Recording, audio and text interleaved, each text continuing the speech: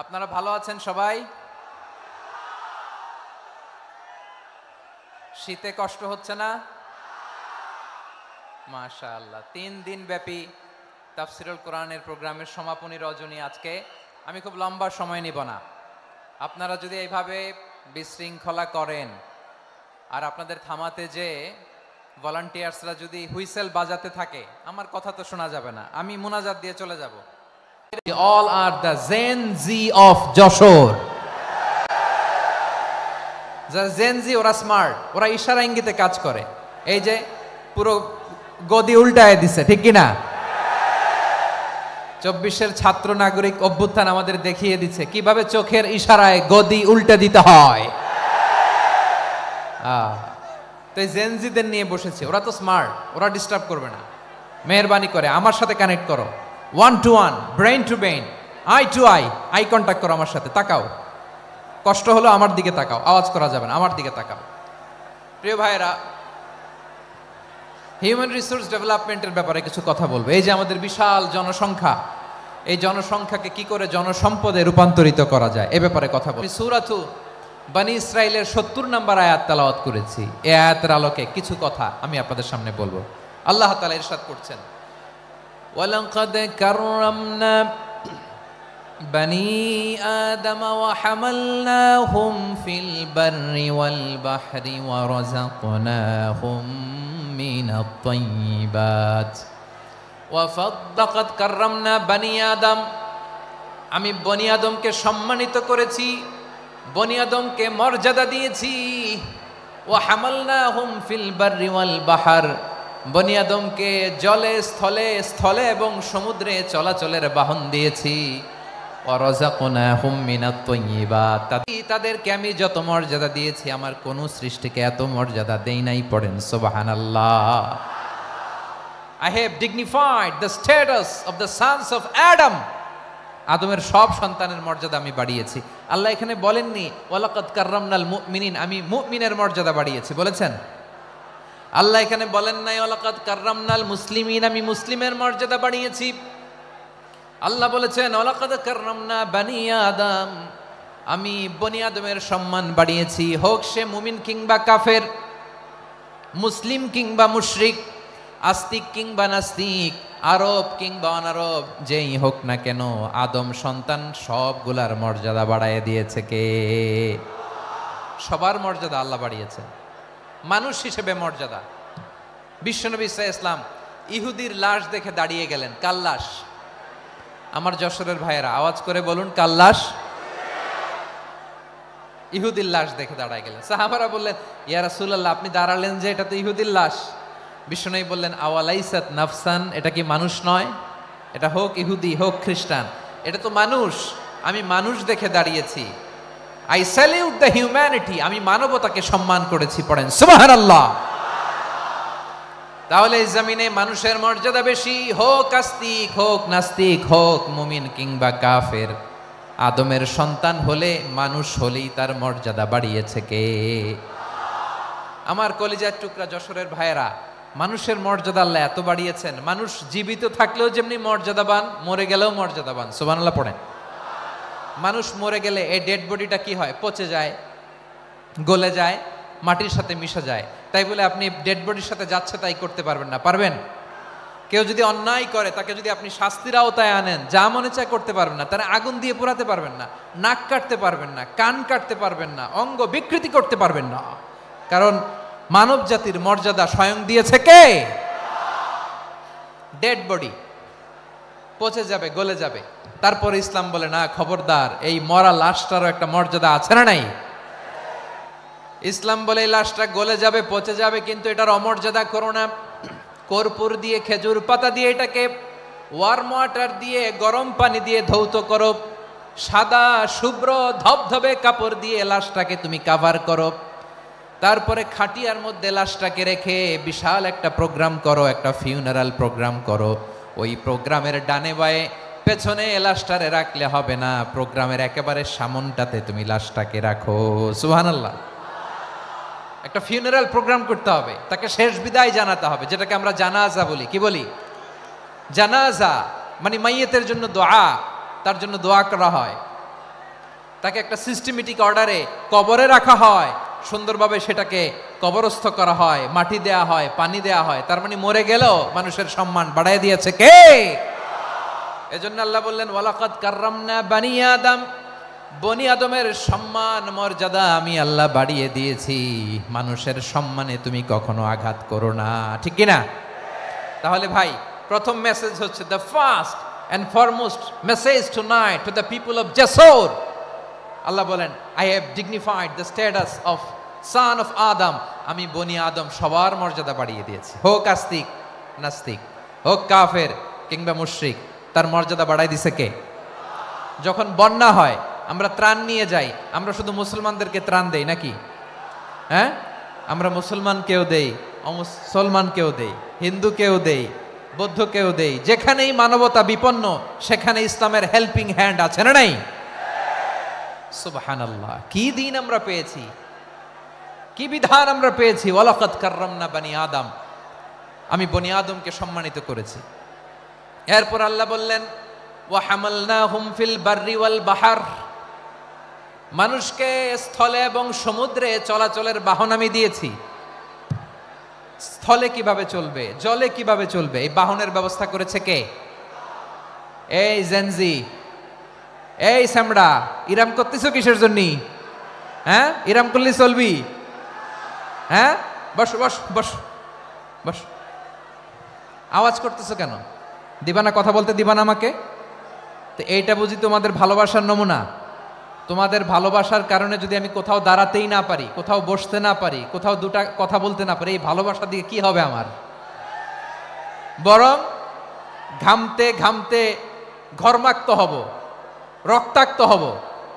কিন্তু সেন্ট্রাল থেকে, সেন্ট্রালি যে ইনস্ট্রাকশন আসবে, সেই ইনস্ট্রাকশনের এক চুল আমরা ডানে বায়ে যাব না। এইটা গণজাগরণের জন্য এইটা দরকার, ইসলামী বিপ্লবের জন্য এইটা দরকার। তো আধা ঘন্টা ধরে যদি তোমাদেরকে থামানোই না যায়, এই লস্কর দিয়ে আমি কি করব? আল্লাহর ওয়াস্তে নো নো নো স্লোগান, চুপচাপ একেবারে আমার দিকে তাকাও। আল্লাহ বললেন ওয়া হামালনাহুম ফিল বাররি ওয়াল বাহর, জলে স্থলে আমি চলাচলের যানবাহনের ব্যবস্থা করেছি। আমরা স্থলে ঘোড়ার উপরে চড়ি, উটের উপরে চড়ি, গাড়ির উপরে চড়ি। এই যে গাড়ির ইঞ্জিন বানাইছি আমরা, এটার মেধা দিয়েছে কে?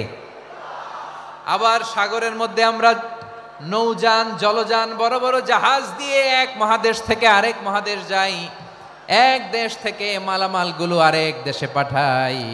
সাগরের ভেতরে নৌকাগুলোরে ধরে রাখলো কে? ওয়াল ফুলকিল্লাতি তাজরি ফিল বাহরি বিমা ইয়ানফাউন নাস, মানুষের উপকার আছে এরকম সরঞ্জামাদি নিয়ে সাগরের উপরে বিশাল বিশাল জলযানগুলো চলে। এগুলো ডুবে যায় না, কাত হয়ে যায় না, পড়ে যায় না। এগুলোকে স্থিতিস্থাপকতাকে ঠিক করে রাখলো কে? আপনারা জাহাজ দেখেছেন? জাহাজ, হ্যাঁ, বাড়ি চট্টগ্রাম হইলে দেখতে পারতেন।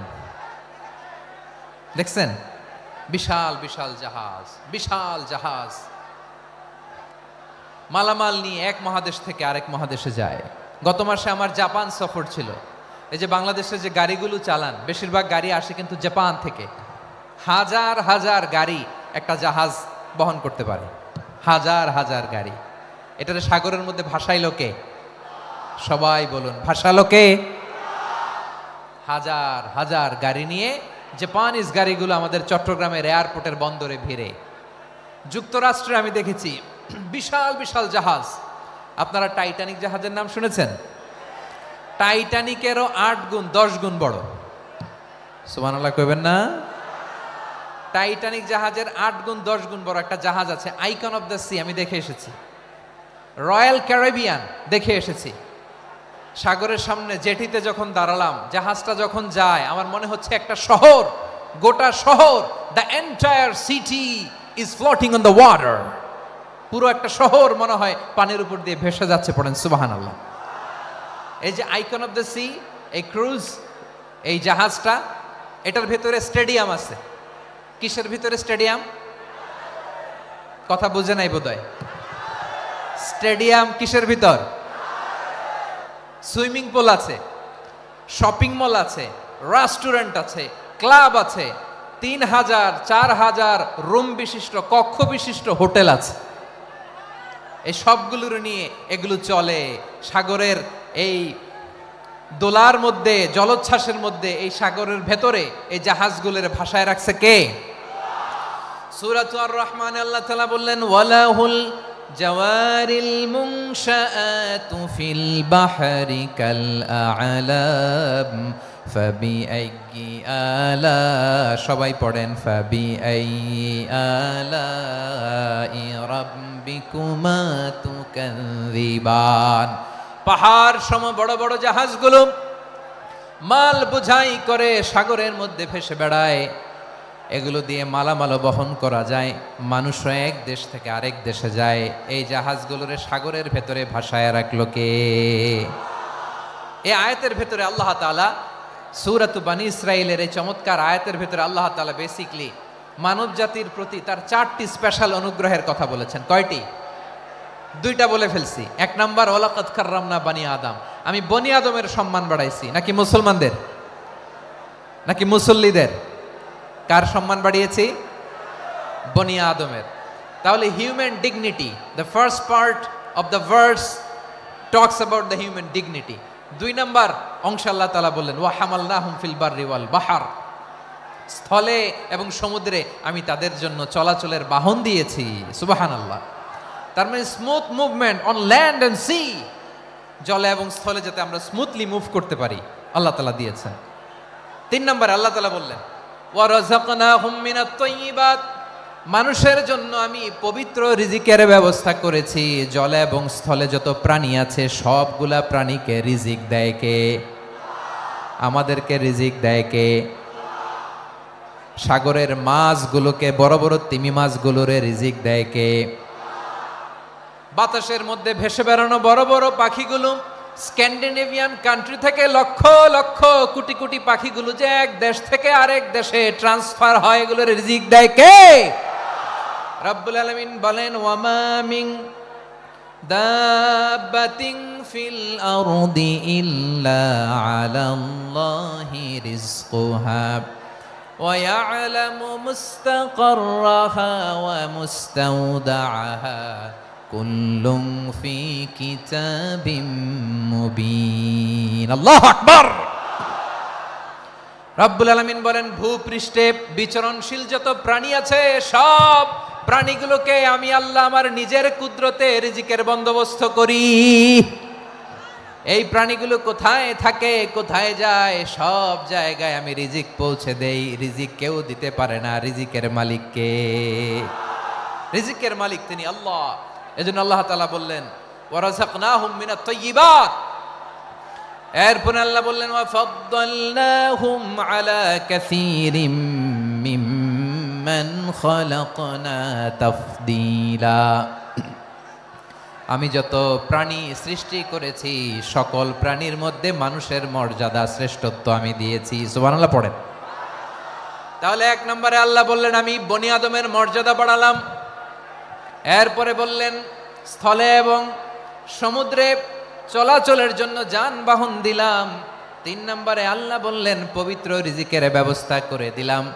এরপরে আল্লাহ বললেন যত প্রাণী আছে, সৃষ্টি আছে, সবগুলার উপরে আমি মানুষকে শ্রেষ্ঠত্ব দিলাম। সুবহানাল্লাহ। তাহলে সবচেয়ে বেশি শ্রেষ্ঠত্ব মানুষের। কার? মানুষের। শুধু তাই নয় প্রিয় ভাইরা, আকাশ এবং জমিনে যা কিছু আছে সবকিছু মানুষের জন্য, মানুষের কল্যাণে, মানুষের প্রয়োজনে, মানুষের বশীভূত করে সৃষ্টি করেছেন কে? রব্বুল আলামিন বলেন হুয়াল্লাযী খালাকা লাকুম মা ফিল আরদি জামিআ। এই জমিনের মধ্যে যা কিছু আমি আল্লাহ সৃষ্টি করেছি সব কিছু আমি মানুষের জন্য সৃষ্টি করেছি। পড়েন সুবহানাল্লাহ। হুয়াল্লাযী খালাকা লাকুম মা ফিল আরদি জামিআ, যা আছে সব আমাদের জন্য, সব আমাদেরকে সার্ভিস দেওয়ার জন্য, আমাদের উপকারের জন্য, আমাদের কল্যাণের জন্য। আওয়াজ করে সবাই পড়ুন আল্লাহু আকবার। অন্য আয়াতে আল্লাহ বললেন ওয়াসাখখারা লাকুম মা ফিস সামাওয়াতি ওয়া মা ফিল আরদি জামিআম মিন ইন্না ফি যালিকা লাআয়াতিন লিকাউমি ইয়াতাফাক্কারুন।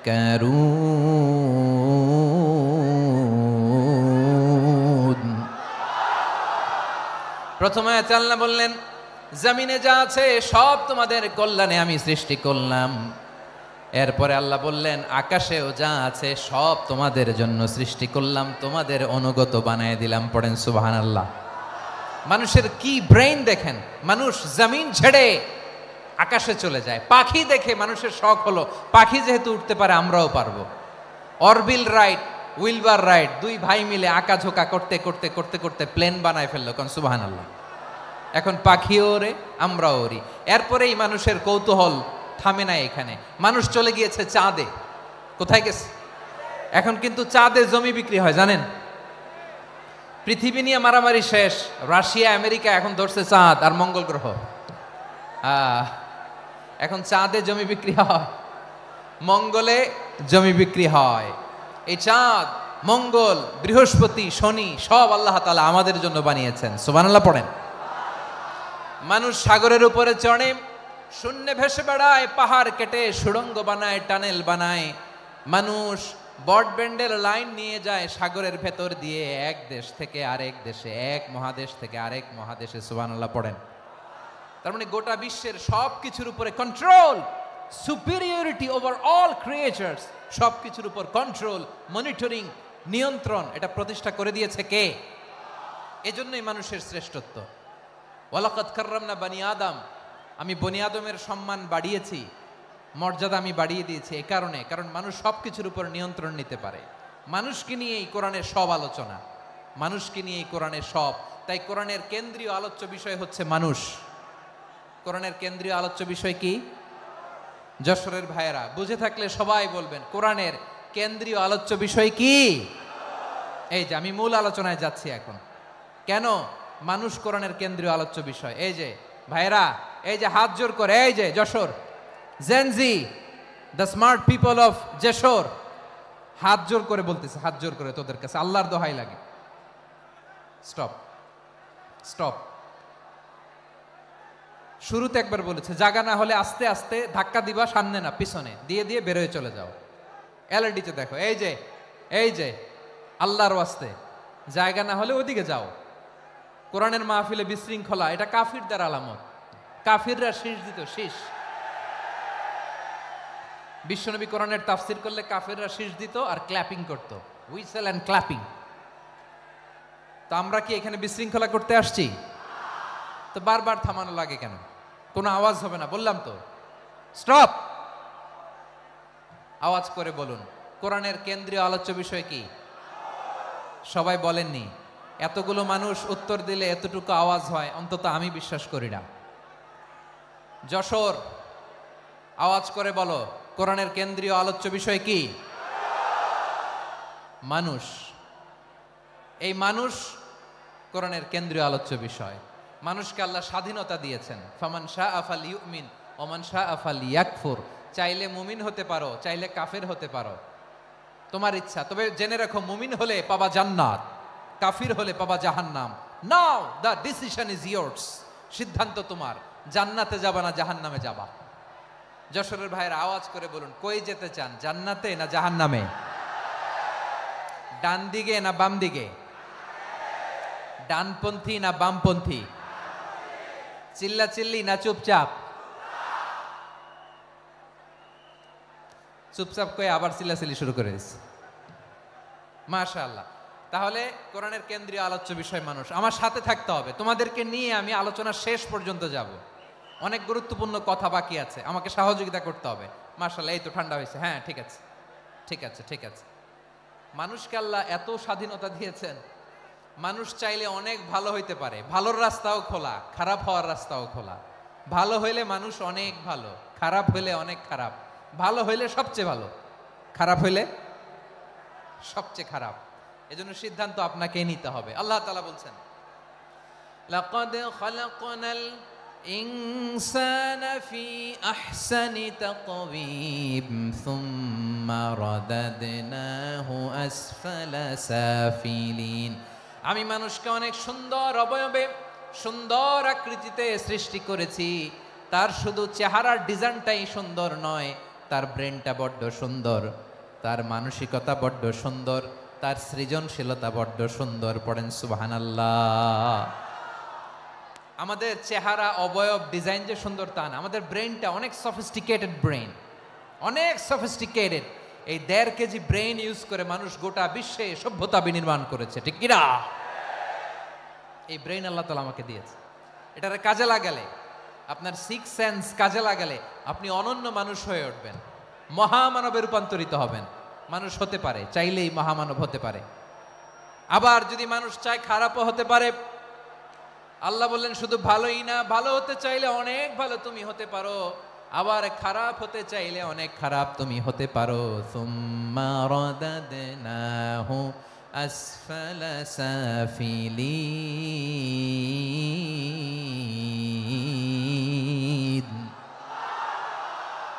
খারাপ হলে একেবারে খারাপ হতে পারো, নিকৃষ্ট হলে একেবারে নিকৃষ্ট হতে পারো, ভালো হলেও ভালো হতে পারো। কোন সুবহানাল্লাহ। এবার আওয়াজ করে বলুন, ভালো হতে চাই না খারাপ? শ্রেষ্ঠ না নিকৃষ্ট? মানুষ ভালো হলে মানুষ ফেরেশতার চেয়েও ভালো, মানুষ খারাপ হলে সে পশুর চেয়েও খারাপ। কথা ঠিক কিনা বলেন? ভালো হলে ফেরেশতার চেয়েও ভালো, খারাপ হলে পশুর চেয়েও নিকৃষ্ট। তার মানে শ্রেষ্ঠত্বে মানুষ, শ্রেষ্ঠত্বে ফেরেশতাকে হার মানায়, আর অধপতনে শ্রেষ্ঠত্বে ফেরেশতাকে ছাড়িয়ে যায়, আর অধপতনে পশুকেও হার মানায়।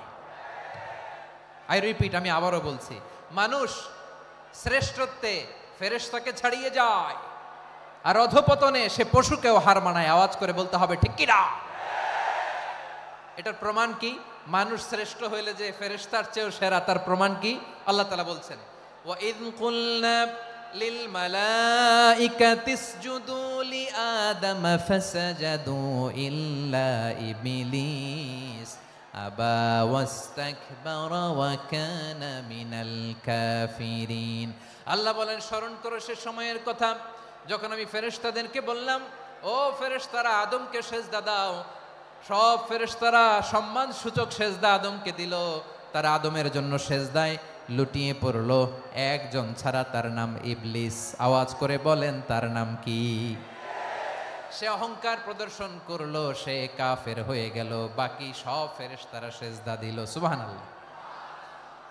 আবার আদম আলাইহিস সালামকে আল্লাহ জিজ্ঞেস করলেন, সব বলে দিল উত্তর, কিন্তু ফেরেশতাদেরকে একই প্রশ্ন জিজ্ঞেস করলেন, তারা উত্তর করতে পারে নাই। তার মানে এর মধ্য দিয়ে প্রমাণিত হয়, মানুষ ভালো হলে ফেরেশতার চেয়েও ভালো, ফেরেশতার চেয়েও মানুষের মর্যাদা বাড়িয়ে দিয়েছে কে? সব নূরের ফেরেশতা যখন মাটির আদমকে সেজদা দেয়, এটা প্রমাণ করে ফেরেশতার চেয়েও মানুষের মর্যাদা বাড়িয়ে দিয়েছে কে?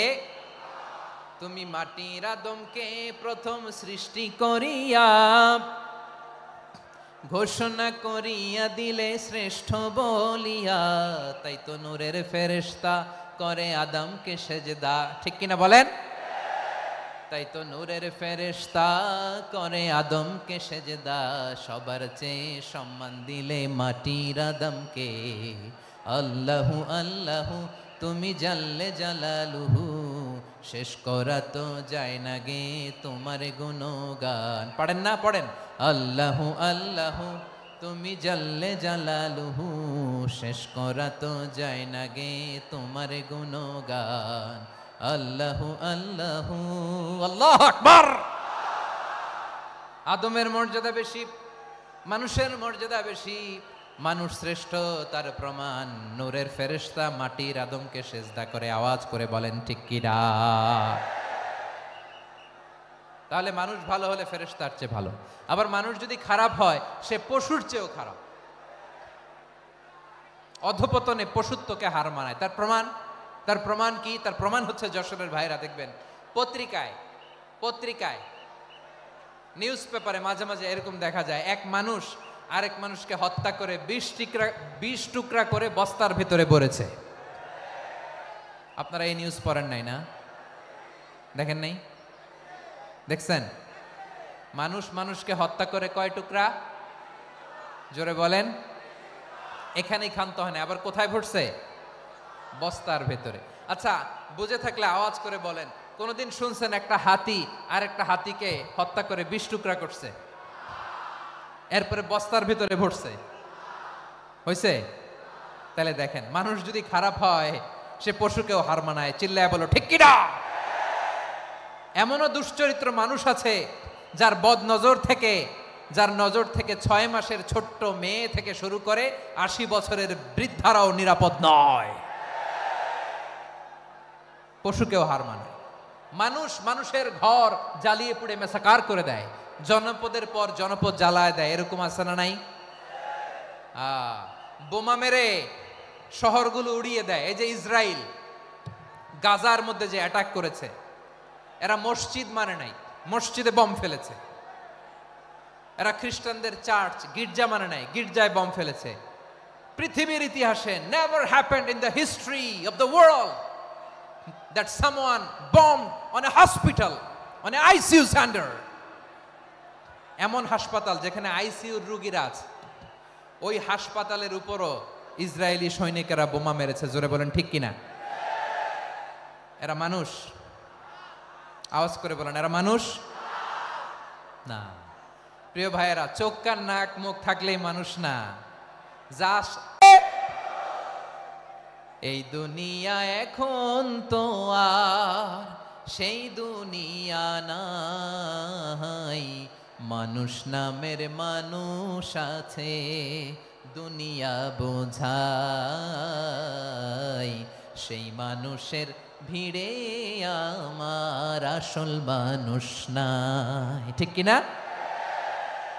আসল মানুষের বড্ড অভাব, আসল মানুষের বড্ড অভাব।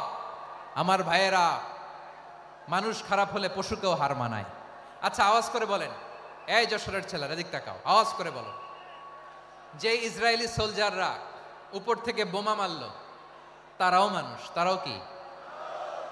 ওরাও রক্তে মাংসে মানুষ, ওদেরও পরিবার আছে।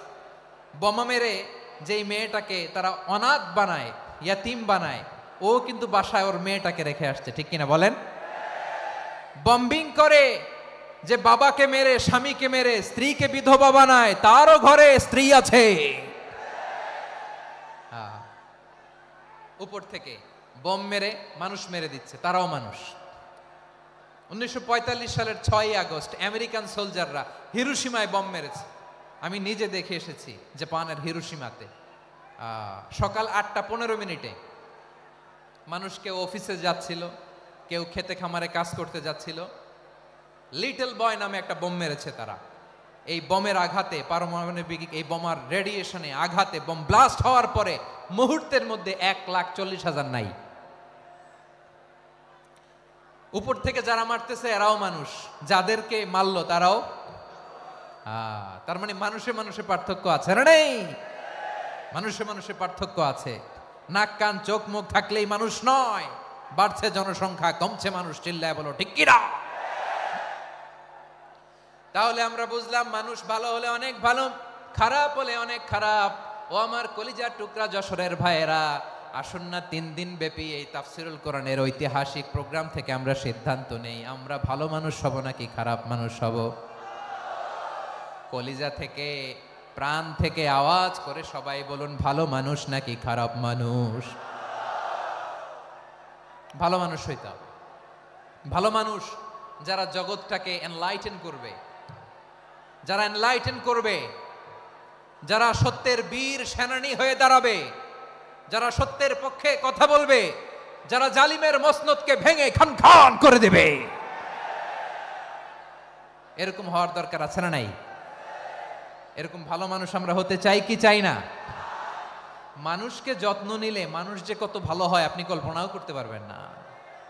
এই যে আপনাদের যশোরে যে ভালো ছেলেগুলো আছে, যে ভালো তরুণগুলো আছে, যে যুবকগুলো আছে, যে ভালো আলেমরা আছে, ভালো নেতারা আছে, সবাই যদি তাদের মতো হতো, পুরো যশোরটা একটা জান্নাতের টুকরা হয়ে যেত। আওয়াজ করে বলেন ঠিক কিনা?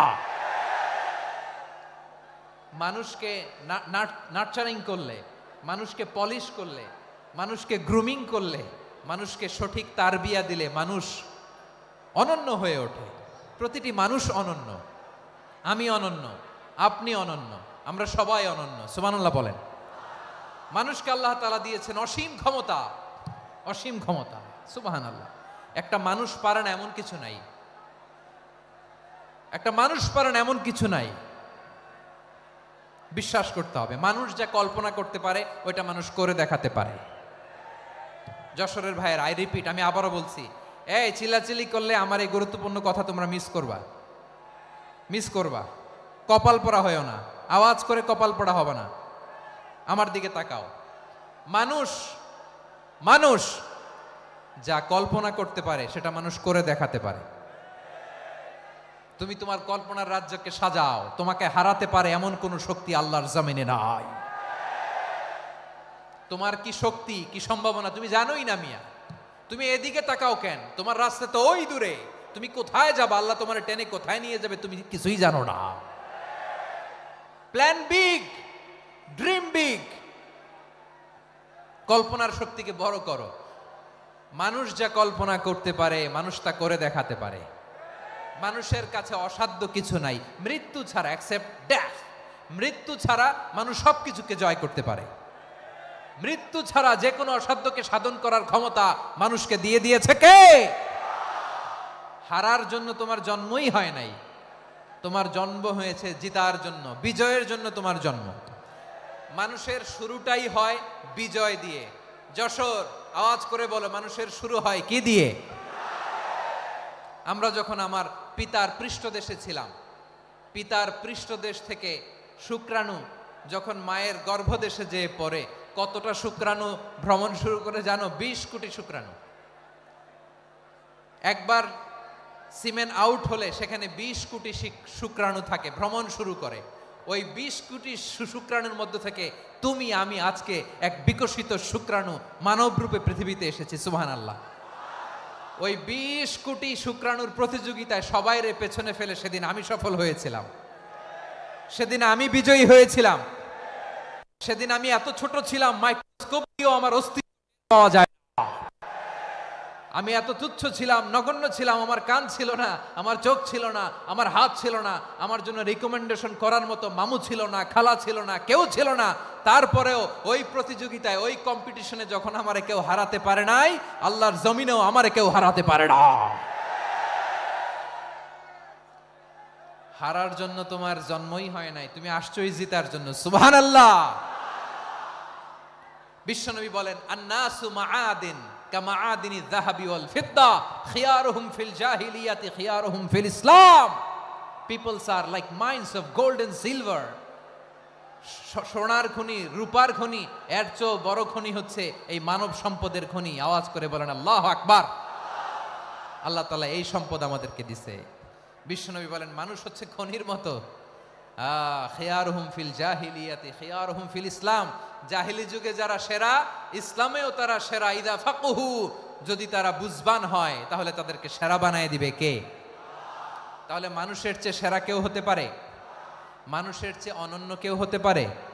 মানুষকে কেউ হারাতে পারে? আওয়াজ করে বলো, তোমাকে কেউ হারাতে পারবে?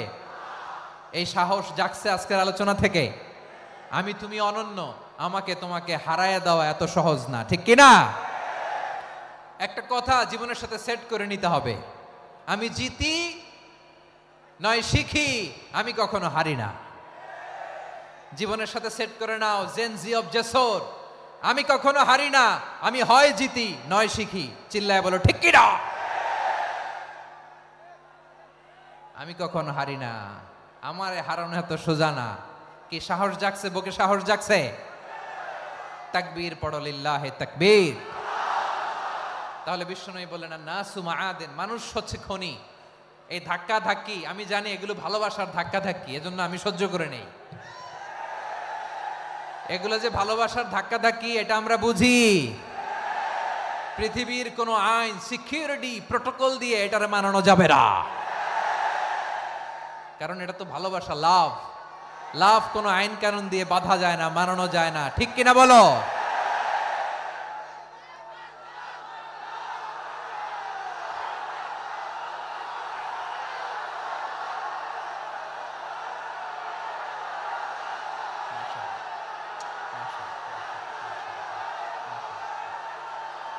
ঠিক আছে, বসুন বসুন।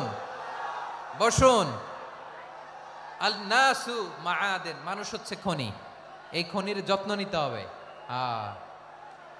আমার মা বাবা যারা এসেছেন, আপনার ছেলে মেয়ের যত্ন নেন। আপনার ছেলের মধ্যে যে কি পটেনশিয়াল আপনি জানেন না। আপনার এই ছোট্ট অবুজ ছেলেটাই আগামী দিনের শায়েখ আহমদুল্লাহ হবে। আপনার হেফজখানায় পড়া ওই ছোট্ট ছেলেটাই আগামী দিনের আল্লামা মামুনুল হক হবে। আপনার ওই ছেলেটা আমির হামজা হবে, আব্দুল হাই সাইফুল্লাহ হবে। এভাবে বড় বড় আলেম হবে, তারা যুগশ্রেষ্ঠ আলেম হবে। সেই একদিন এই বাংলাদেশের পার্লামেন্টে যে বক্তব্য দিয়ে যশোরের পক্ষে কথা বলবে। আপনি জানেন না, কাউকে ছোট করবেন না আপনি, ওর কনফিডেন্স আপনি কমাবেন না, আপনি কমাতে পারেন না। প্যান্ডেলে আমার যে মা বোনেরা আছেন, ছেলে মেয়েদেরকে কখনো ছোট করে কথা বলবেন না। ও যে কোথায় যাবে আপনি জানেন না, আপনি মা হয়ে তাকে সাহস দিবেন, তার কল্পনার জগৎটাকে সাজাতে তাকে উৎসাহিত করবেন, ঠিক কিনা বলেন? আর আমার প্যান্ডেলের আমার প্রিয় শ্রদ্ধাশীলা মায়েরা বোনেরা, আপনারা তো আরো দামি সম্পদ। বিশ্বনবী বলেন, আর দুনিয়া কুল্লুহা মাতা। আল্লাহ আল্লাহ আল্লাহ, বিশ্বনবীর কথার ওজন দেখেন। আর দুনিয়া কুল্লুহা মাতা ওয়া খায়রু মাতা'আদ দুনিয়া আল মারআতুস সালিহা। বিশ্বনবী বলেন, দুনিয়ায় যা দেখো সব আল্লাহর দেওয়া অ্যাসেট, মানে সম্পদ। আর এত অ্যাসেটের ভিড়ে সবচাইতে শ্রেষ্ঠ সম্পদ হচ্ছে নেককার নারী। সুবহানাল্লাহ। ভাইয়েরা বোনের সাথে খারাপ আচরণ করো না, সন্তান মায়ের সাথে খারাপ আচরণ করো না। আমাদের মায়েরা আমাদের asset, they are our priceless asset. কারণ এই মায়েদের পেটে এসেছে আল্লাহর ওলিরা, এই মায়েদের পেটে এসেছে খান জাহান আলী, এই মায়ের পেটে এসেছে শাহজালাল ইয়ামানি, এই মায়ের পেটে এসেছে আল্লাহর সব নবীরা। নাকি নবীরা আকাশ থেকে ধপ করে জমিনে নেমে আসছে? মায়ের পেটে আসছে। এই মায়ের পেটগুলো খনি। আমার সম্মানিতা মায়েরা বোনেরা, নিজেকে ইসলাম দিয়ে সাজান, নিজেকে ইসলাম দিয়ে সাজান, নিজেকে পবিত্র রাখুন, নিজের আব্রু ইমান ইজ্জতের হেফাজত করুন, কোরআন পড়ুন, সুন্নাহ পড়ুন। আপনি জানেন না আপনার গর্ভে কে আসছে, কোন ক্ষণজন্মা পুরুষকে আল্লাহ তাআলা আপনার গর্ভে পাঠাবে আপনি জানেন না। মায়েরা নিজেদেরকে পবিত্র রাখুন, ইসলাম চর্চা করুন, কোরআন চর্চা করুন, নৈতিকতা দিয়ে নিজেকে সাজান। যশোরের জেনজি, নিজেদেরকে প্রস্তুত রাখো আগামীর বাংলাদেশের জন্য। নৈতিকতা, মোরালিটি, ভ্যালিউজ দিয়ে নিজেকে সাজাও, ইসলাম দিয়ে নিজেকে সাজাও। কারণ আগামীর বাংলাদেশ ইসলামের বাংলাদেশ। বাংলাদেশের আসল পরিচয় ইসলাম। বাংলাদেশের আসল পরিচয় কি? সবাই বলে না। বাংলাদেশের আসল পরিচয় কি? এই ইসলাম নিয়ে আমরা সংসদ ভবন সাজাবো, রাজি আছি না নাই? শেকড় ভুলে যাওয়া যাবে না।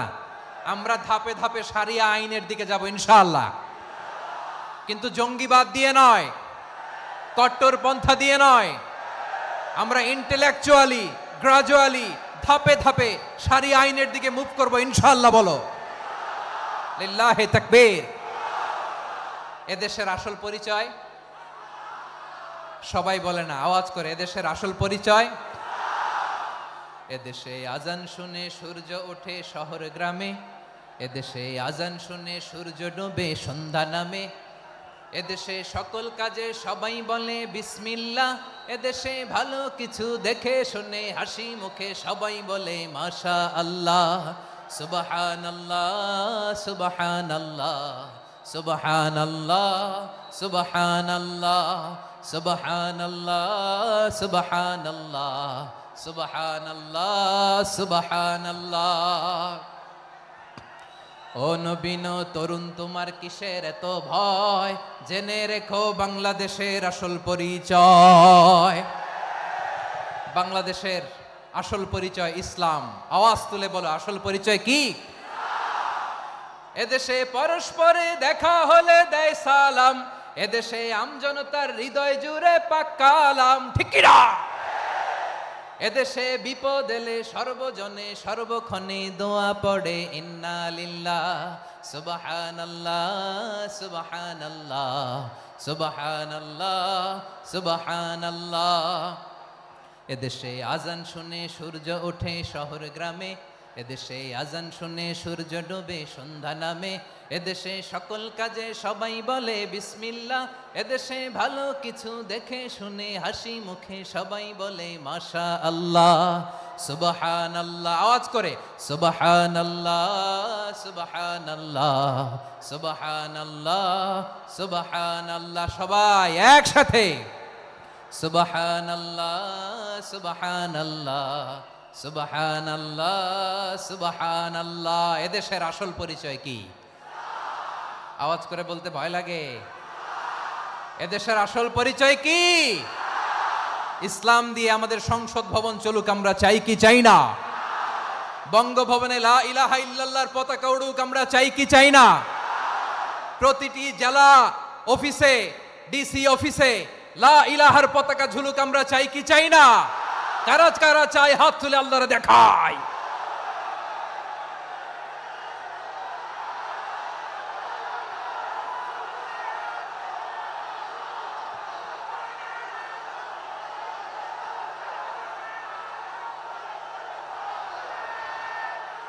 মাশাআল্লাহ মাশাআল্লাহ মাশাআল্লাহ মাশাআল্লাহ। যশোর, আওয়াজ করে বলো, ভালো মানুষ না খারাপ মানুষ? বুঝে বলছো তো? মানুষ ভালো হলে যে কত ভালো। এই মানুষকে যত্ন নিলে, মানুষকে মানুষ বানালে যে সে কি হতে পারে শুনবা? হ্যাঁ, নাকি মোনাজাত দিয়ে দিব? শুনবা? তাহলে থামতে হবে। থামো, আমি যখন বলবো থামো থামো, তাকবীরের সময় দিলে তাকবীর, থামো থামো। মানুষকে যত্ন নিলে, এই এদিকে এদিকে, ড্রোন নামায় ফেলো। হয়েছে, ড্রোনের ফুটেজ হয়ে গেছে, এবার ড্রোন নামায় ফেলো। আমার দিকে তাকাও। মানুষকে, তোমরা এদিক সেদিক তাকালে তো গুরুত্বপূর্ণ পয়েন্ট মিস হয়ে যাবে। এদিকে এদিকে, হ্যাঁ মাশা, ঠিক আছে, এদিকে। মানুষকে যত্ন নিলে মানুষের মধ্যে যারা কি পটেনশিয়াল রেখেছে, আমি জাপানের দুইটা উদাহরণ দেই। জাপানের, এই এই এভাবে এভাবে হবে, হয় বসো নয় পেছনে, কথা নাই, কথা তো বলাই যাবে না, হারাম কথা বলা আজকে, একেবারে চুপ। আজকের জন্য হারাম করে দিছে আমি, কিছু সময়ের জন্য একেবারে নিষিদ্ধ। জাপানের দুইটা উদাহরণ দেই, খেয়াল করে একটু শুনেন, বুঝবেন। আল্লাহ, 2022 সালে জাপানের সাথে জার্মানির খেলা, ফিফা ওয়ার্ল্ড কাপ 2022। এক পক্ষে জাপান, আরেক পক্ষে কোন দেশ? কথা শুনে নাই। এক পক্ষে কোন দেশ? আরেক পক্ষে? সবাই এক পক্ষে, আরেক পক্ষে। ওই খেলায় জিতেছিল জাপান, জিতেছিল 22 সালের এই ফিফা ওয়ার্ল্ড কাপে। জাপান ফুটবল খেলায় জিতে, as a part of their celebration, তারা খেলার পরে পুরো স্টেডিয়ামটারে ক্লিন করে। The fan base of Japan, লক্ষ লক্ষ মানুষ খেলা দেখতে যায়, তো এত ডাস্টবিনও তো নাই, তো যারা ডাস্টবিনে জায়গা পায় নাই, তারা এই যে চকলেটের প্যাকেট, পানির বোতল, চিপসের প্যাকেট তারা এদিকে সেদিকে রেখে দিয়েছে। জাপানের ভক্তরা, জাপানের ফলোয়াররা, as a part of their celebration, তারা খেলার পরে পুরো স্টেডিয়ামের সব ময়লা আবর্জনা ক্লিন করে তারপরে বিদায় নিয়েছে। তাদেরকে কি ক্লিন করার দায়িত্ব দেয়া হয়েছিল?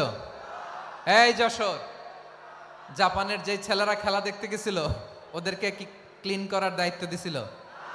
তারা কি স্টেডিয়ামের পরিচ্ছন্নতা কর্মী? তাদের আকল, তাদের সিক্স সেন্স তাদেরকে বলেছে। ছোটবেলা থেকে জাপান গভর্নমেন্ট ওদেরকে এত পরিচ্ছন্নতা শেখায়, ক্লিনলিনেস অ্যাওয়ারনেস ক্যাম্পেইন করায়। ক্লাসে আমি দেখেছি, ক্লাসে নিজের বেঞ্চ নিজে মুছে, ক্লাসের মাঝখানে একটা সময় দেয়, নিজের টেবিল নিজে মুছে, নিজের ক্লাসরুমটা নিজে পরিষ্কার করে। রাস্তাঘাটে একটা ধুলা নাই, ময়লা নাই, একটা টিস্যু নাই। খেলার পরে গোটা বিশ্বকে তাক লাগিয়ে দিয়েছে। জাপানের ফ্যানরা সবার রেখে যাওয়া গার্বেজ, টিস্যু, বোতল পরিষ্কার করে তারপরে স্টেডিয়াম থেকে বিদায় নিয়েছে। আমরা কেন এমন হইতে পারলাম না? আমরা কেন এমন হইতে পারলাম না? জাপানের যারা এগুলো করছে, ওদের 3টা করে চোখ না? চোখ তো 3টা, জাপানো লাগো, জাপানো লাগো। হাত তো 4টা, কান তো 6টা, হ্যাঁ নাকি আমার মতো 2 হাত 2 কানওয়ালা মানুষ? চোখে দেখলে ওটা মানুষ না। চিন্তা করছেন? তার মানে জাপানিজদেরকে যে গ্রুমিং করে শিখানোর মাধ্যমে পরিচ্ছন্ন বানানো গেছে, ওরা যেমনি মানুষ আমরাও মানুষ। আমাদের সন্তানদেরকে শেখালে তারাও পারবে। পারবে কিনা? 2 নম্বর উদাহরণ বলি। চট্টগ্রাম ফেনীতে যারা গিয়েছেন, মেঘনা গোমতী ব্রিজ প্রকল্প নাম শুনছেন? মেঘনা একটা ব্রিজ পার হওয়া লাগে। এই মেঘনা গোমতী, এখানে 3টা ব্রিজ কাঁচপুর সহ, এই 3টা ব্রিজের নির্মাণ কাজ, রেনোভেশনের কাজ দেয়া হয়েছিল জাপানের একটা কোম্পানিকে। কাকে? জাপানের কোম্পানি। নির্মাণ শেষে 738 কোটি টাকা বেঁচে গেছিল, এটা গভর্নমেন্টের হাতে দিয়ে তারা বিদায় নিয়েছে। কত টাকা? 738 কোটি টাকা। যত প্রাক্কলিত ব্যয় নির্ধারণ করা হয়েছে সব টাকা সরকার, তৎকালীন সরকার 2019-এর সরকার, কারা ছিল তো জানেন? এই 2019-এর সরকার তাদেরকে দিয়েছে। তারা রিনোভেশন নির্মাণ শেষে 738 কোটি টাকা অতিরিক্ত বেঁচে গেছিল, এটা আবার গভর্নমেন্টের হাতে বুঝাই দিয়ে তারা বিদায় নিচ্ছে। আমরা কেন এমন হইতে পারলাম না? জাপানের ওরাও মানুষ, আমরাও মানুষ। তার মানে মানুষে মানুষে পার্থক্য আছে না নাই? আচ্ছা, জাপানের 2টা উদাহরণ দিলাম, এবার আমার দেশের 2টা উদাহরণ দিব না? বাংলাদেশের 2টা উদাহরণ দিই। 1 নম্বর উদাহরণ, গত সপ্তাহে আপনারা জানেন কক্সবাজার আমার একটা প্রোগ্রাম ছিল, তো হেলিকপ্টারে গিয়েছিলাম। ফেনী জেলা যখন পার হচ্ছি, আমি দেখলাম 3টা উইন্ডমিল। উইন্ডমিল চিনেন তো? বিশাল পিলার, 3টা 4টা পাখা থাকে। বায়ু বিদ্যুৎ কেন্দ্র, বাংলাদেশের প্রথম বায়ু বিদ্যুৎ কেন্দ্র এটা। মুহুরী প্রজেক্ট বলে এটার, সম্ভবত মুহুরী প্রজেক্ট। তো সাগরের বাতাসের ঝাপটায় এটা ঘুরে এনার্জি হয়, ইলেকট্রিসিটি উৎপাদন হয়। তো আমি পাইলটকে বললাম, ভাই এগুলো থেকে কেমন ইলেকট্রিসিটি উৎপাদন হয়? কয়, হুজুর একটু হয় না, কিছুই হয় না। কিছুই হয় না মানে? বলে, হুজুর বাংলাদেশে যত উইন্ডমিল আছে এটার পাখা একটাও ঘুরে না। আল্লাহ, বলেন কি? তাহলে এই যে কোটি কোটি টাকা ব্যয় করে যে উইন্ডমিল, কয় হুজুর ভিতরে ফিটফাট, উপরে ফিটফাট, ভিতরে সদরঘাট। তার মানে কোটি কোটি টাকা দিয়ে এই উইন্ডমিল বানায়, এখানে কিছু নাই। দুর্নীতির আড্ডাখানা, আখড়াখানা বাংলাদেশ, ঠিক কিনা বলেন? হায় রে, জাপানিজরাও মানুষ, আমরাও মানুষ। আমার এক নিকটাত্মীয় সরকারি চাকরিজীবী, উনি আমাকে বললেন, বাংলাদেশের আরেকটা উদাহরণ দেখি। উনি আমাকে বললেন যে প্রতি বছর আমাদের অফিসের ফার্নিচার চেঞ্জ করে। আমি বললাম, প্রতি বছর ফার্নিচার চেঞ্জ করে কেন? বলে যে ফার্নিচার নতুন পারচেজ করলেই তো ওইখানে টাকা, নতুন কিনতে পারলেই টাকা, নতুন উন্নয়নের সবক শোনাতে পারলেই টাকা। প্রথম আলোর রিপোর্ট, কি আলো? প্রথম আলোর রিপোর্ট, গত 15 বছরে উন্নয়নের নামে লুটপাট হয়েছে প্রায় 3.25 লাখ কোটি টাকা। কার রিপোর্ট? আমাদের বানানো কথা। প্রথম আলোর রিপোর্ট। গত 15 বছরে কারা ছিল জানেন তো?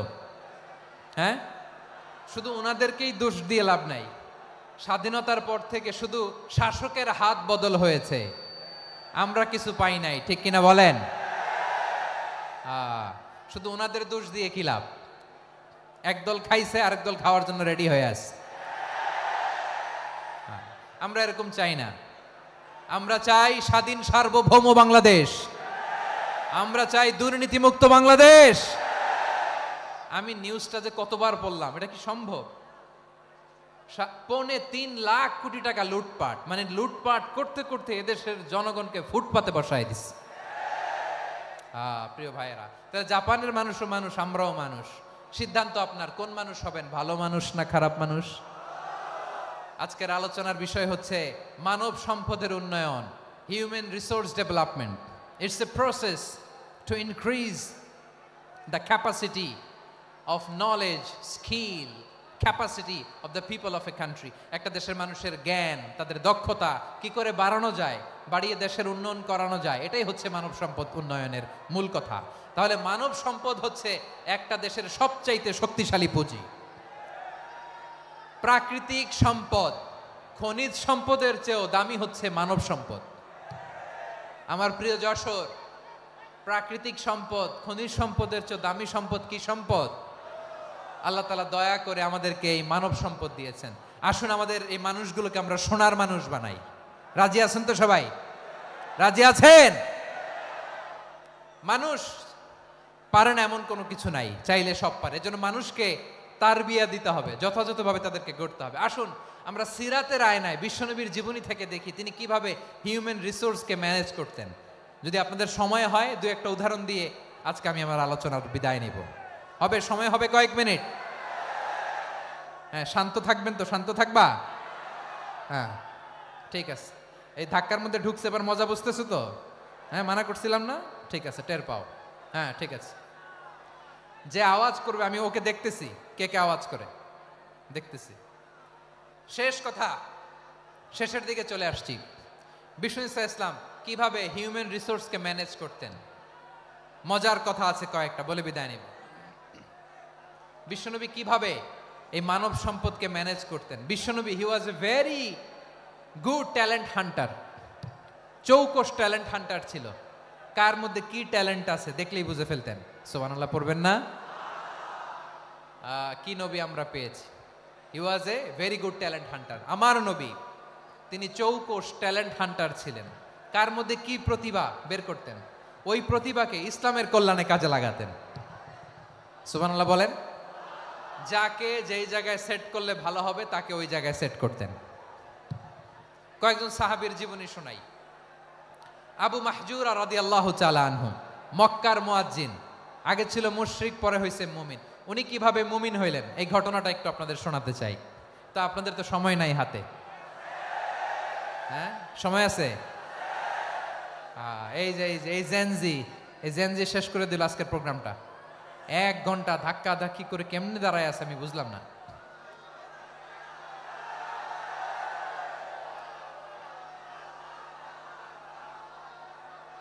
না না, তাকবির না, চুপ করতে হবে। What I need you stop, just shut up, চুপ। হ্যাঁ ঠিক আছে, এভাবে।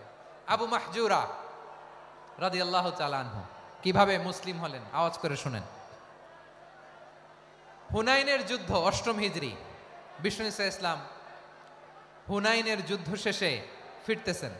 পথিমধ্যে বেলাল রাদিয়াল্লাহু তাআলা আনহু, এই যে আবার কথা, আই রে আল্লাহ রে, এখানে ধাক্কা ধাক্কি কেন? চলে যাও, পেছনে যাও, যাও পেছনে যাও। কি আজীব তামাশা! যেখানে যায় এখানে ধাক্কা ধাক্কি, মারামারি, গায়ের উপরে কাঁধের উপরে শাউটিং। অনেক গুরুত্বপূর্ণ কথা পয়েন্ট করে নিয়ে আসে যে বলবো, এই শাউট করার কারণে প্রোগ্রামটাই নষ্ট করে দেয়। আসছে আমার ভালোবাসা দেখাইতে, প্রোগ্রামটাই শেষ করে দিয়ে চলে যায়। স্টপ, আবার কথা বলে স্টপ। হুনাইনের যুদ্ধে 8ম হিজরি, কত হিজরি সবাই বলেন না একটু, কত হিজরি? 8ম হিজরিতে হুনাইনের যুদ্ধে রাসূল সাল্লাল্লাহু আলাইহি ওয়াসাল্লাম ফিরে আসতেছেন মদিনায়। পথিমধ্যে বেলাল রাদিয়াল্লাহু তাআলা আনহু আজান দিচ্ছেন। কি দিচ্ছেন? তো পাশে ছিল মুশরিকদের একটা পল্লী, কিছু মুশরিক তরুণ, কিছু অমুসলিম কিশোর, তারা আজানকে ব্যঙ্গ করতেছে। আমাদের বাংলায় মুখ ভেঙ্গানো বলে আর কি। বেলাল রাদিয়াল্লাহু তাআলা আনহু আজান দিচ্ছেন, ওই বাচ্চাগুলো মুশরিক, তো ওরা আজানকে ব্যঙ্গ করতেছে, বিকৃতি করে ওরাও আজান দিচ্ছে। উদ্দেশ্য হচ্ছে আজানকে নিয়ে ঠাট্টা করা। উদ্দেশ্য কি?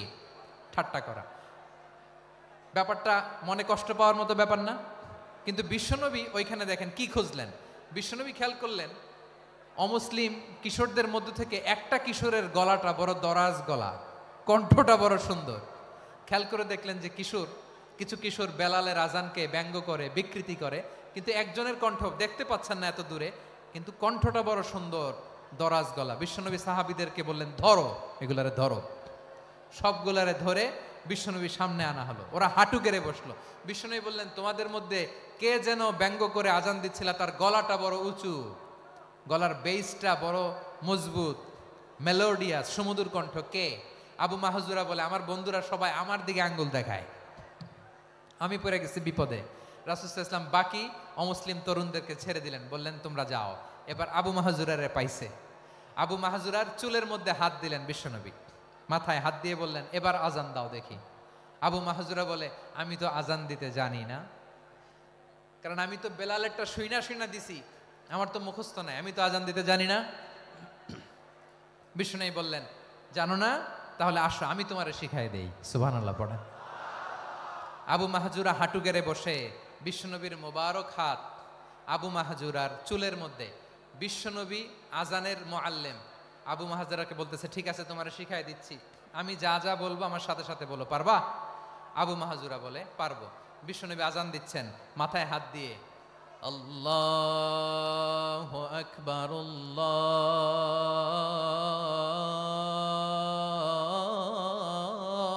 আল্লাহু আকবার। আবু মাহজুরা এই বাক্যটা পড়লেন। বিশ্বনবী দ্বিতীয় বাক্য পড়তে আরম্ভ করলেন, আল্লাহু আকবার,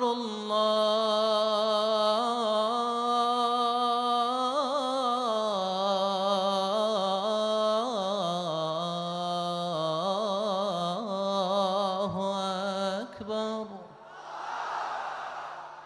আবু মাহজুরা এই বাক্যটা বললেন। বিশ্বনবী আবু মাহজুরার মাথার মধ্যে হাত দিয়ে তৃতীয় বাক্য পড়লেন, আশহাদু আল্লা ইলাহা ইল্লাল্লাহ।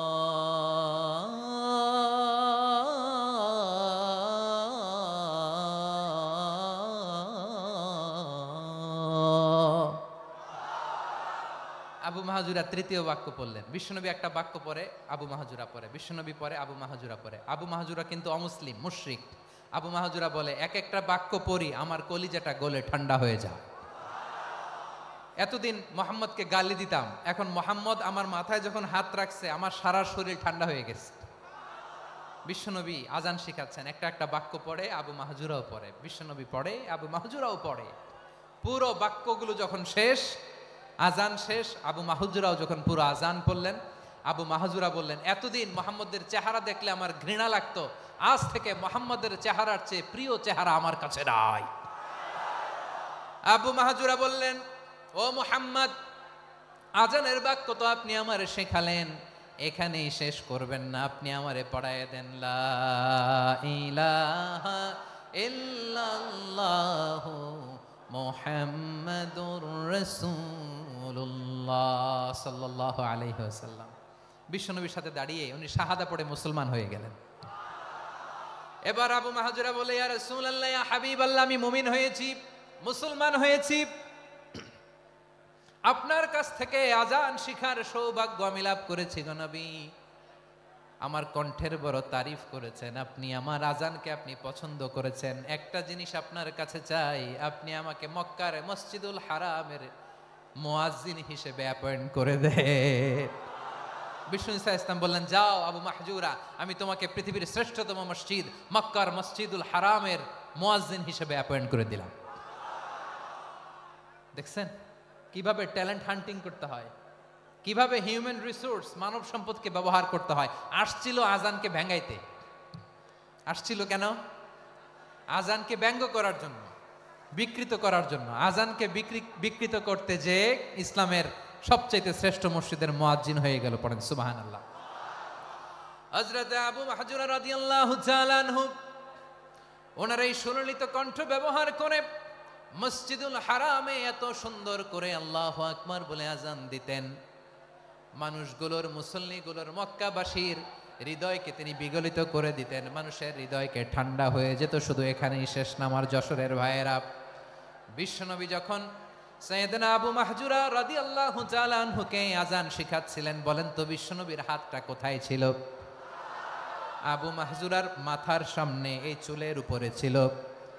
আবু মাহজুরা ওই স্মৃতিটাকে ধারণ করবার জন্য, ওই স্মৃতিকে বহন করার জন্য বিশ্বনবীর মোবারক হাত আবু মাহজুরার কপালের চুলের যেই জায়গায় লেগেছে, মৃত্যুর আগের দিন পর্যন্ত আবু মাহজুরা মাথার ওই চুলে কোনোদিন ছুরি আর কামার লাগায় নাই, সেখানে কেচি লাগায় নাই, চুলের মধ্যে খুর লাগায় নাই। আবু মাহজুরা ডান দিকের চুল কাটতো, বাম দিকের চুল কাটতো, পেছনের চুল কাটতো, সামনের চুল কাটতো না। আবু মাহজুরা রাদিয়াল্লাহু তাআলা আনহুর সামনের চুলগুলো বড় হতে হতে যখন এত বড় হয়ে যায়, তিনি চুলগুলো পেঁচিয়ে মাথার মধ্যে রাখতেন, তারপরে তিনি পাগড়ি পরতেন। সবাই জিজ্ঞেস করতো, আবু মাহজুরা এটা আবার কেমন স্টাইল? দেখতে তোমারে কি বিদঘুটে লাগে? কেমন অড লাগে, কেমন খারাপ দেখা যায়। মক্কায় এমন কোনো মানুষ তো দেখি নাই, ডানে চুল কাটে, বায়ে চুল কাটে, পেছনে চুল কাটে, সামনে কাটে না। ওরে আবু মাহজুরা, কেমন দেখা যায় তোমারে? তুমি সামনের চুল কাটো না কেন? আবু মাহজুরা বলে, আমি হাঁটু গেড়ে পেয়ারা নবীর সামনে বসেছিলাম, আমার এই মাথার চুলের মধ্যে মুবারক হাত লাগিয়ে বিশ্বনবী নিজে আমাকে আজানের প্রতিটা বাক্য শিক্ষা দিয়েছেন।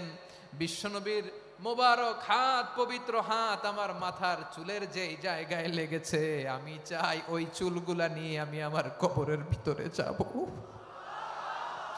সাইয়েদনা আবু মাহজুরা রাদিয়াল্লাহু তাআলা আনহু ইন্তেকালের আগের পর্যন্ত মাথার সামনের চুলগুলা কাটে নাই। মাথার সামনের চুল তিনি কাটেন নাই। সুবহানাল্লাহ বিহামদি।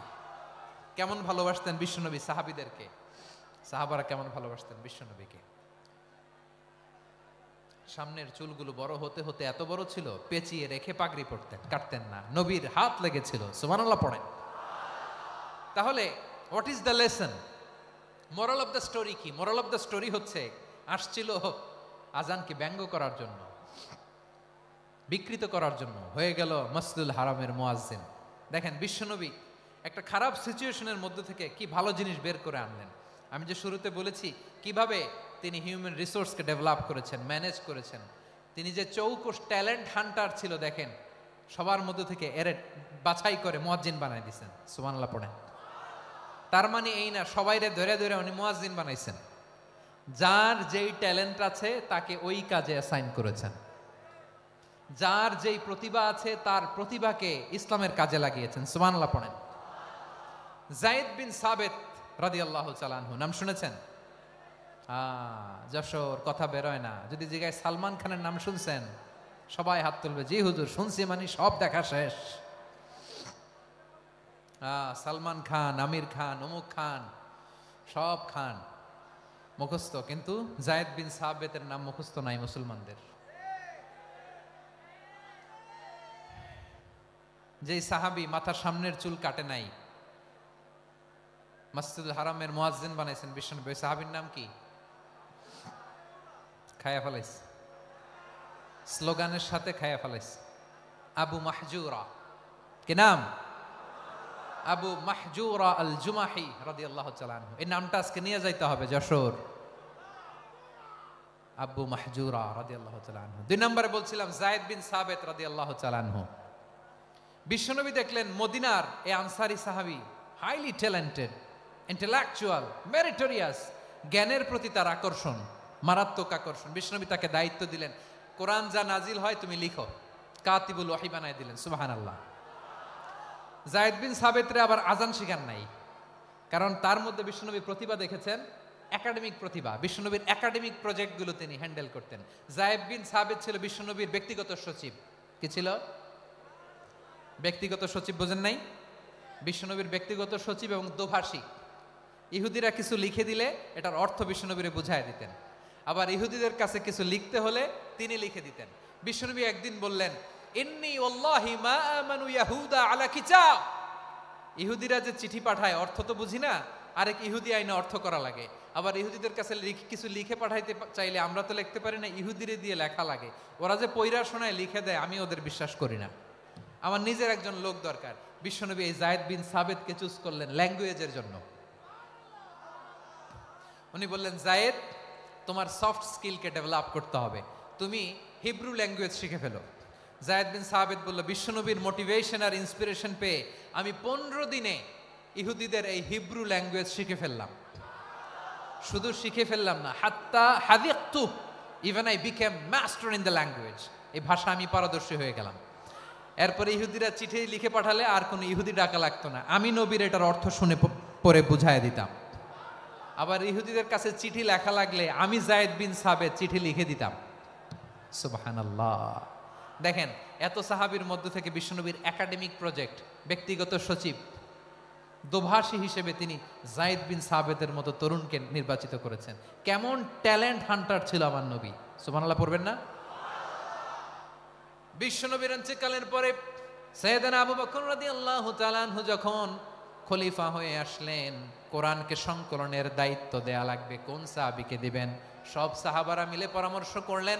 সাইয়েদনা আবু বকর, ওমর সবাই মিলে এই বিশাল কোরআন সংকলনের গুরু দায়িত্ব বিশ্বনবীর ব্যক্তিগত সচিব, বিশ্বনবীর দোভাষী, বিশ্বনবীর সিলেক্ট করাই লোক যায়েদ ইবনে সাবেত রাদিয়াল্লাহু তাআলা আনহুকে দিয়েছে। কোরআনের কপি তো আজকে এখানে রাখে নাই। এই যে আজকের যে কোরআন পড়েন, এটা আগে এরকম ছিল না। কোরআন নাজিল হলে সাহাবারা চামড়ার, ওটের চামড়ায় লিখে ফেলতো, ওটের চ্যাপ্টা হাড্ডির মধ্যে লিখে ফেলতো, গাছের গুড়ির মধ্যে লিখে ফেলতো, বিভিন্ন জনের কাছে ছড়ানো ছিটানো ছিল।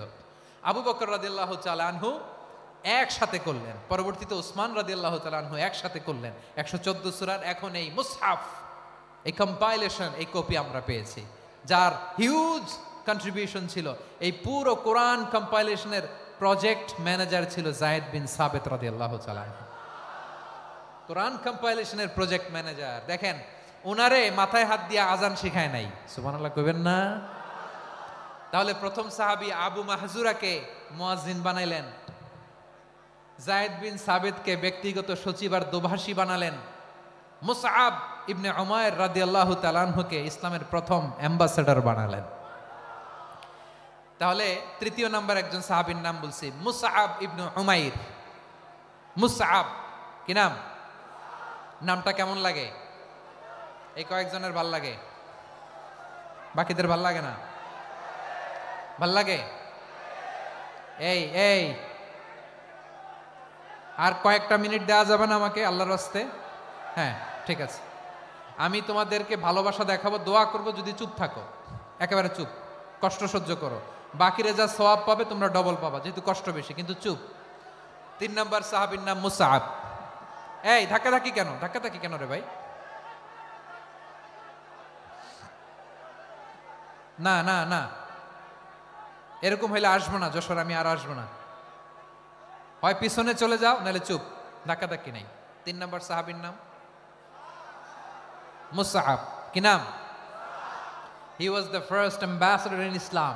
ইসলামের প্রথম ডিপ্লোম্যাট, প্রথম কূটনৈতিক, ইসলামের প্রথম কূটনৈতিক, ইসলামের প্রথম ডিপ্লোম্যাট, প্রথম অ্যাম্বাসেডর মুসআব ইবনে উমাইর। মক্কার তরুণ যুবক, উনি পারফিউম লাগাইলে মানুষ দেখলেই বুঝতো এটা মুসআব লাগাইছে। এমন ড্যাশিং ফেসের ছিল, এমন স্মার্ট ড্যাশিং ফেস, এমন পার্সোনালিটির মানুষ ছিল মুসআব রাদিয়াল্লাহু তাআলা আনহু। কারণ যিনি ইসলামের স্পোকম্যান হবেন, মুখপাত্র হবেন, তার স্মার্ট হওয়ার দরকার আছে না নাই? আকাবার প্রথম শপথ যখন হলো, তাদের সাথে বিষ্ণু ঈসা ইসলাম মদিনাতে একজন মুখপাত্র পাঠালেন, ডিপ্লোম্যাটকে পাঠালেন, অ্যাম্বাসেডর অফ ইসলাম, তিনি হচ্ছেন মুসআব ইবনে উমাইর। পড়েন সুবহানাল্লাহ। বিশ্বনবী দেখলেন সে অনেক স্মার্ট, তার ডেডিকেশন আছে, সিনসিয়ারিটি আছে, এবং মদিনায় যে আউস খাজরাজ গোত্রের নেতাদের সাথে ডিল করতে হবে, ইহুদিদের সাথে ডিল করতে হবে, ওখানে একজন পাক্কা জানু খেলোয়াড়ের দরকার আছে না নাই? মুসআব ইবনে উমাইর রাদিয়াল্লাহু তাআলা আনহু, ওনাকে বিষ্ণু ঈসা ইসলাম চুজ করলেন। এবং বিষ্ণু ঈসা ইসলামের এই চুজিংটা, এই সিলেকশনটা এত সুন্দর ছিল, তিনি মদিনাতে যে বিশ্বনবী আসার আগেই মদিনার জমিনকে তিনি উর্বর করে ফেলছেন। প্রতিটা ঘরে ঘরে কালিমার দাওয়াত তিনি পৌঁছায় দিচ্ছেন। জুমার বিধান নাজিল হয়েছে, কিন্তু মক্কায় পরিবেশ নাই জুমা পালনের। বিষ্ণু ঈসা ইসলাম একজনকে দিয়ে খবর পাঠালেন, যাও মদিনায় মুসাবকে যে বলো, মুসাব তো আমার শিক্ষক, আমার স্পোকম্যান, মদিনাতে যেন তারা জুমা কায়েম করে।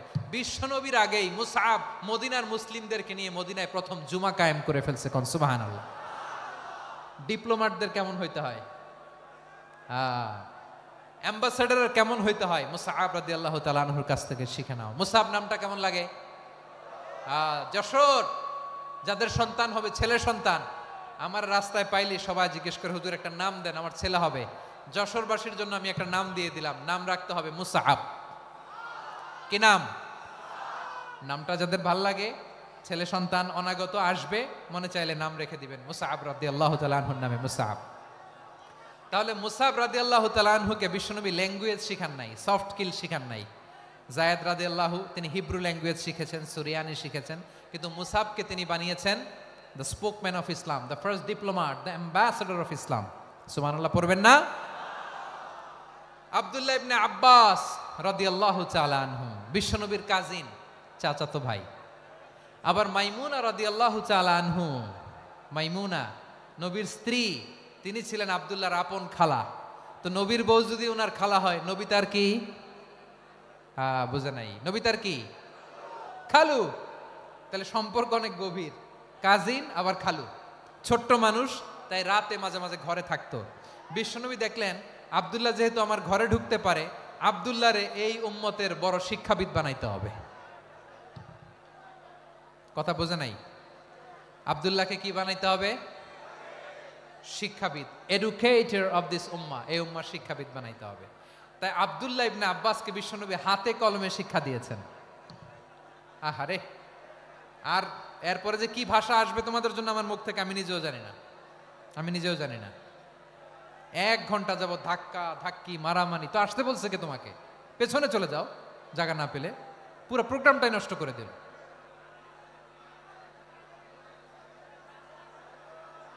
জি, আমার দিকে তাকান, আমি শেষ করে দিচ্ছি। হবে না, ইন্টেলেকচুয়াল আলোচনা এখানে হবে না, আমি বুঝতে পারছি, আমি শেষ করে দিচ্ছি। আব্দুল্লাহ ইবনে আব্বাস রাদিয়াল্লাহু তাআলা আনহু, মনোযোগ দিয়ে কয়েকটা মিনিট শুনুন, আমি এখনই শেষ করে দিচ্ছি। এরপর আওয়াজ করবে। এই যে এগুলো কি আমি বুঝলাম না। আমি বললাম না সব করা যাবে, বসে যাও, শুয়ে যাও, চলে যাও, আওয়াজ করা যাবে না।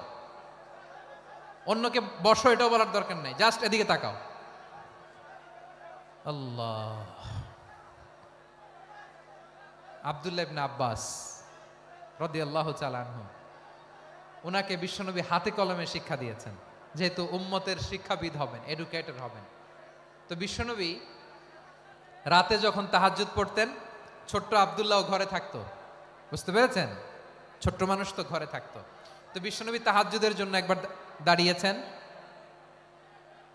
ছোট্ট আব্দুল্লাহ ওযু করে দাঁড়াইছে। আচ্ছা বলেন তো, ইমাম আর মুসল্লি মোট যদি 2 জন হয়, একজন ইমাম একজন মুসল্লি, তো মুসল্লি ইমামের কোন দিকে দাঁড়াবে? ডানে দাঁড়াবে। ছোট্ট আব্দুল্লাহ বোঝে নাই, বিশ্বনবী তাহাজ্জুদ শুরু করেছেন, উনি ইক্তেদা করছেন আর দাঁড়াইছেন বায়ে। কোথায় দাঁড়িয়েছেন?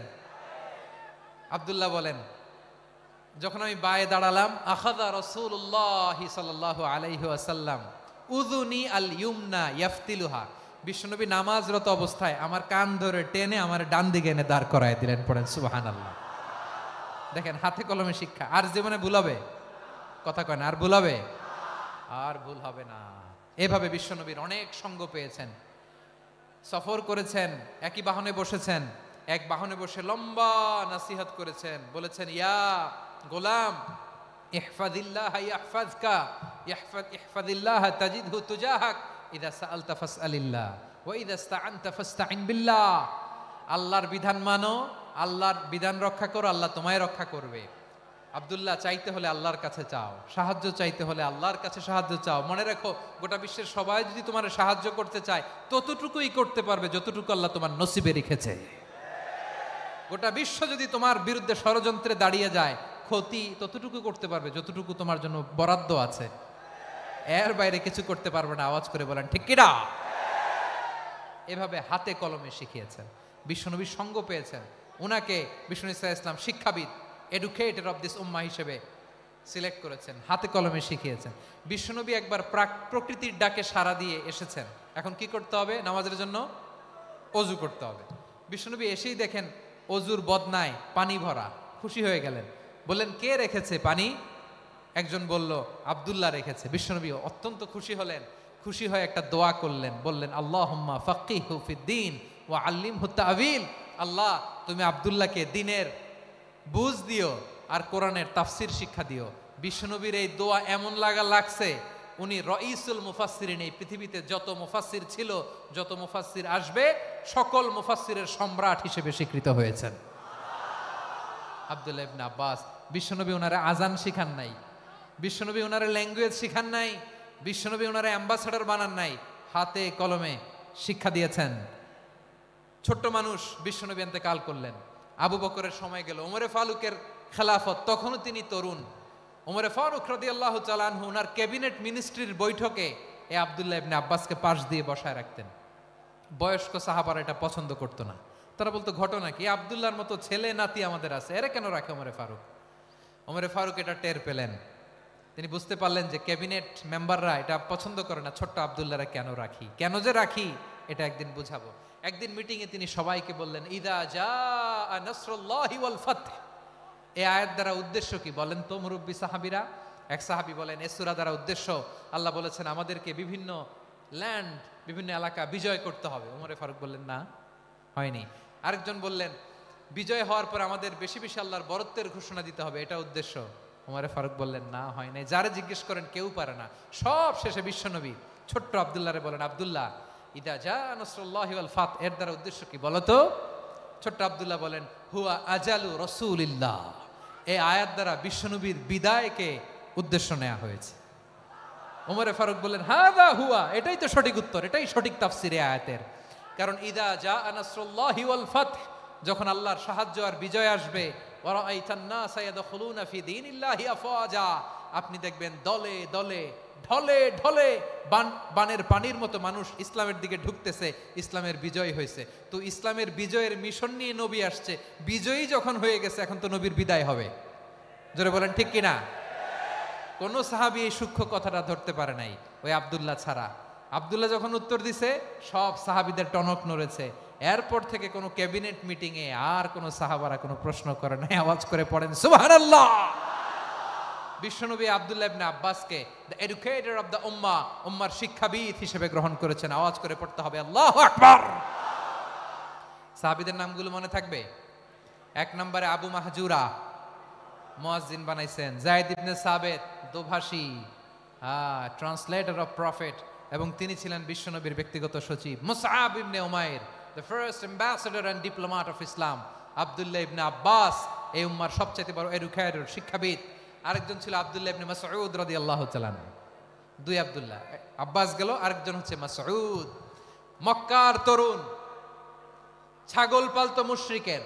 বিশ্বনবী আর আবু বকর রাদিয়াল্লাহু তাআলা আনহু একবার গেলেন, যে দেখে এই তরুণ দাঁড়ায় আছে। বিশ্বনবী বলেন, আমি খুব ক্ষুধার্ত, তোমার কাছে কি দুধ আছে ছাগলের? আব্দুল্লাহ ইবনে মাসউদ বলে, আছে। ওয়ালাকিন আনা মুতামান, কিন্তু যে দুধ আছে এটা আমানতের, আমি দিতে পারবো না। বিশ্বনবী এইটা শুনেই তারা টার্গেট করে ফেলছে। আনা মুতামান, দুধ আছে কিন্তু এটা আমার মালিকের, আমি তো দরদ দেখাই, আমার মালিকের দুধ আপনি পথিক, আপনারা দিতে পারি না। বিশ্বনবী টার্গেট করে ফেলছেন, এরে আমার কাজে লাগাইতে হবে। বিশ্বনবী বললেন, আচ্ছা ঠিক আছে, দুধ দিও না, কিন্তু এমন ছাগি আছে কিনা যেই ছাগির সাথে কোনো ছাগলের মিলন হয় নাই, তার ওলানে দুধও আসে নাই, বাচ্চাও নাই, এরকম ছাগির থেকে যদি আমি দুধ খাই তাহলে তো সমস্যা নাই। বলতেছে, এরকম ছাগির থেকে দুধ খাইলে সমস্যা নাই, কারণ এরকম ছাগির ওলান থেকে দুধ আসবেও না। বলতেছে, ঠিক আছে, এরকম একটা ছাগি নিয়ে আসো। নিয়ে আসা হলো। বিশ্বনবী বিসমিল্লাহ বলে ওই ছাগির ওলানে হাত দিলেন। হাত দিতে দেরি, পুরো ওলানটা দুধে ভরে যেতে দেরি হয় না। বিশ্বনবী আর আবু বকর রাদিয়াল্লাহু তাআলা আনহু দহন করে পেট ভরে খেলেন। এই দৃশ্য আব্দুল্লাহ ইবনে মাসউদের হৃদয়ে দাগ কাটলো। এই মুজিজা দেখে তিনি বললেন, আশহাদু আল্লা ইলাহা ইল্লাল্লাহ ওয়া আশহাদু আন্না মুহাম্মাদুর রাসূলুল্লাহ। তিনি ষষ্ঠ মুসলিম ছিলেন, 6 নম্বর মুসলমান। ওনাকে টার্গেট করে বিশ্বনবী দেখলেন এমন ইন্টেলেকচুয়াল ব্রেন, উনি সূক্ষ্ম সূক্ষ্ম জিনিস বুঝে বেশি, ফিকহি জ্ঞান ওনার মধ্যে বেশি। বিশ্বনবী ওনাকে কোরআনের জ্ঞান শিক্ষা দিতে লাগলেন। উনি বিশ্বনবী সবার কাছে কোরআন শোনায়, কিন্তু বিশ্বনবী নিজে আব্দুল্লাহ ইবনে মাসউদের কাছ থেকে কোরআন শুনতো। বিশ্বনবী একবার বললেন, ইকরা আলাইয়া ইয়া মাসউদ। ইবনে মাসউদ, একবার শোনাও তো কোরআন দেখি। আব্দুল্লাহ ইবনে মাসউদ বলে, আকরাউ আলাইকা ওয়া আলাইকা উনজিল। নবী, আপনার উপর কোরআন নাজিল হয় আর আমি আপনার সামনে কোরআন পড়ব। বিশ্বনবী বললেন, ইন্নী উহিব্বু আন আসমাআহু মিন গায়রি। আমি নিজে পড়তে যেমনি ভালোবাসি, অন্যে পড়ুক আমি শুনবো, এটাও আমি ভালোবাসি। সূরা নিসা তিনি তেলাওয়াত করে শুনিয়েছেন। এমন সূক্ষ্ম সূক্ষ্ম বিষয় বিশ্বনবী ওনাকে ধরিয়ে দিয়েছেন। উনি হয়ে গিয়েছেন, আব্দুল্লাহ ইবনে আব্বাস হয়েছেন রাইসুল মুফাসসিরিন, উনি হয়ে গিয়েছেন ফাকিহুল উম্মাহ। ওনার চাইতে বড় ফকি এই পৃথিবী আর দেখবে না। চিল্লায় বলেন সুবহানাল্লাহ। উনি বলতেন, ওয়াল্লাহি ওয়াল্লাহি ইল্লাযী লা ইলাহা গায়রু মা উনজিলাত সূরাতুন ইল্লা ওয়া আনা আ'লামু আইনা উনজিলাত ওয়া ফীমা উনজিলাত। বিশ্বনবী এমন ভাবে কোরআনের দার্স আমাকে দিয়েছেন, কোরআনে যত সূরা নাজিল হয়েছে, যেখানে নাজিল হোক না কেন আমি জানি এটা কোথায় নাজিল হয়েছে এবং কোন প্রেক্ষাপটে নাজিল হয়েছে। এমন একটা সূরা নাই যে সূরার কোথায় নাজিল হয়েছে আমি মাসুদের জানা নাই, কোন প্রেক্ষাপটে নাজিল হয়েছে আমার জানা নাই। এরকম ঘটবে না, চিল্লায় বলেন আল্লাহু আকবার। এই আব্দুল্লাহ ইবনে মাসউদ রাদিয়াল্লাহু তাআলা আনহু ওমরে ফারুকের সময় কুফার চিফ জাস্টিস ছিলেন। কুফা নগরীর চিফ জাস্টিস। চিফ জাস্টিস বুঝেন নাই? বিচারপতি। কি ছিলেন? সবাই বলে নাই, কি ছিলেন? বিচারপতি ছিলেন। এবং ওনার যে ফিকহি জ্ঞানের ধারা, এটাই আলকামা, ইব্রাহিম আন-নাখাই, হাম্মাদ ইবনে সুলাইমান হয়ে ইমাম আবু হানিফা পর্যন্ত পৌঁছেছে। এবং ওনার ফিকহি জ্ঞানের ধারাই হানাফি মাযহাবে অ্যাকসেপ্ট হয়েছে। আজও এগুলো হানাফি মাযহাবে চর্চিত হয়। হানাফি মাযহাবের সব ফিক আব্দুল্লাহ ইবনে মাসউদের ফিকহি জ্ঞানের ধারা থেকে নেওয়া হয়েছে। চিল্লায় পড়েন সুবহানাল্লাহ। তাহলে উনাকে বিশ্বনবী বানিয়েছেন জুরিস্ট, জুরিস্ট, আইনবিদ, ফাকিহ। উনারে আজান শিখান নাই। হিউম্যান রিসোর্স ডেভেলপমেন্ট কিভাবে করবেন, মানব সম্পদের উন্নয়ন কিভাবে করতে হয়, কিভাবে যার যেখানে প্রতিভা কাজে লাগাতে হয় উনি দেখিয়েছেন। সুবহানাল্লাহ পড়বেন না? খালিদ বিন ওয়ালিদ নাম শুনছেন? কে কে শোনেন নাই হাত তোলেন। কি ছিলেন? বীর যোদ্ধা, বীর যোদ্ধা ছিলেন খালিদ বিন ওয়ালিদ। কিন্তু তিনি ইসলাম ধর্ম গ্রহণ করেছেন অনেক দেরিতে, 8ম হিজরিতে। তার মানে 8ম হিজরির আগে উনি মুশরিকদের পক্ষে লড়াই করেছেন। ওনার হাতে কত মুসলিম সাহাবী যে নিহত হয়েছে হিসাব নাই। বিশ্বনবী টার্গেট করে রাখছে, তুমি আমাদের মুসলিমদের এত ক্ষতি করলা, তুমি যখন মুসলমান হবা তোমার দিয়ে আমি এমন কাম করামু যে এটা আর কেউ করতে পারবে না। সুবহানাল্লাহ নাই? যশোর ক্লান্ত হয়ে গেছে।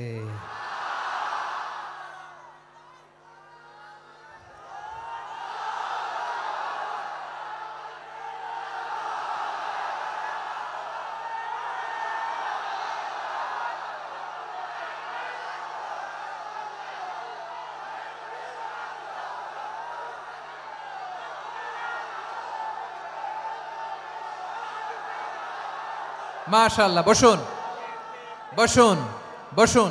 খালিদ বিন ওয়ালিদ রাদিয়াল্লাহু তাআলা আনহু 8ম হিজরিতে মুসলিম হয়েছেন, মক্কা বিজয়ের আগে। তো মক্কা বিজয়ের আগে যখন মুসলিম হয়েছেন, এর আগে কি করছেন? কাফিরদের সাথে যুদ্ধ করেছেন। উনি উহুদের যুদ্ধে মুসলমানদের যে পরাজয় ভাব, কঠিন পরিস্থিতির মুখোমুখি উনার কারণে পিছন থেকে এমন আতর্কিত আক্রমণ করেছেন, মুসলমানদেরকে কচুকাটা করেছেন। 8ম হিজরিতে আল্লাহ তাআলা হেদায়েতের নূর দিয়ে ওনার হৃদয়টাকে উজালা করে দিলেন। লা ইলাহা এটা এমন বাণী যার হৃদয়ে একবার টাচ খাবে, এইটা থেকে সে আর পালিয়ে বেড়াতে পারে। ঝিনুকের ভেতর লুকিয়ে থাকে যেমন মতি, ঝিনুকের ভেতর লুকিয়ে থাকে যেমন মতি, কলমা শাহাদাতে আছে আল্লাহর জ্যোতি, কলমা শাহাদাতে আছে আল্লাহর জ্যোতি। ঠিক কিনা বলেন? মক্কা বিজয়ের আগে মুসলিম হলেন, হওয়ার পরেই বিশ্বনবীর টার্গেট ফুলফিল হলো। ওই যে টার্গেট করে রেখেছেন আর দোয়া করেছেন, খালিদ বিন ওয়ালিদ যদি মুসলিম হয় তাকে আমি মিলিটারি চিফ বানাবো।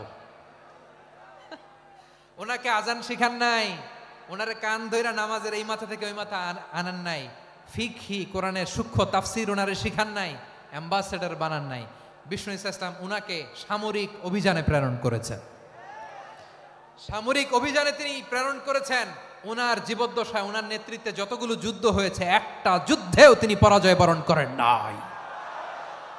ওমরে ফারুকের সময়কালে তিনি চিফ অফ মুসলিম মিলিটারি, মানে মুসলিম সেনাপতি হয়েছেন।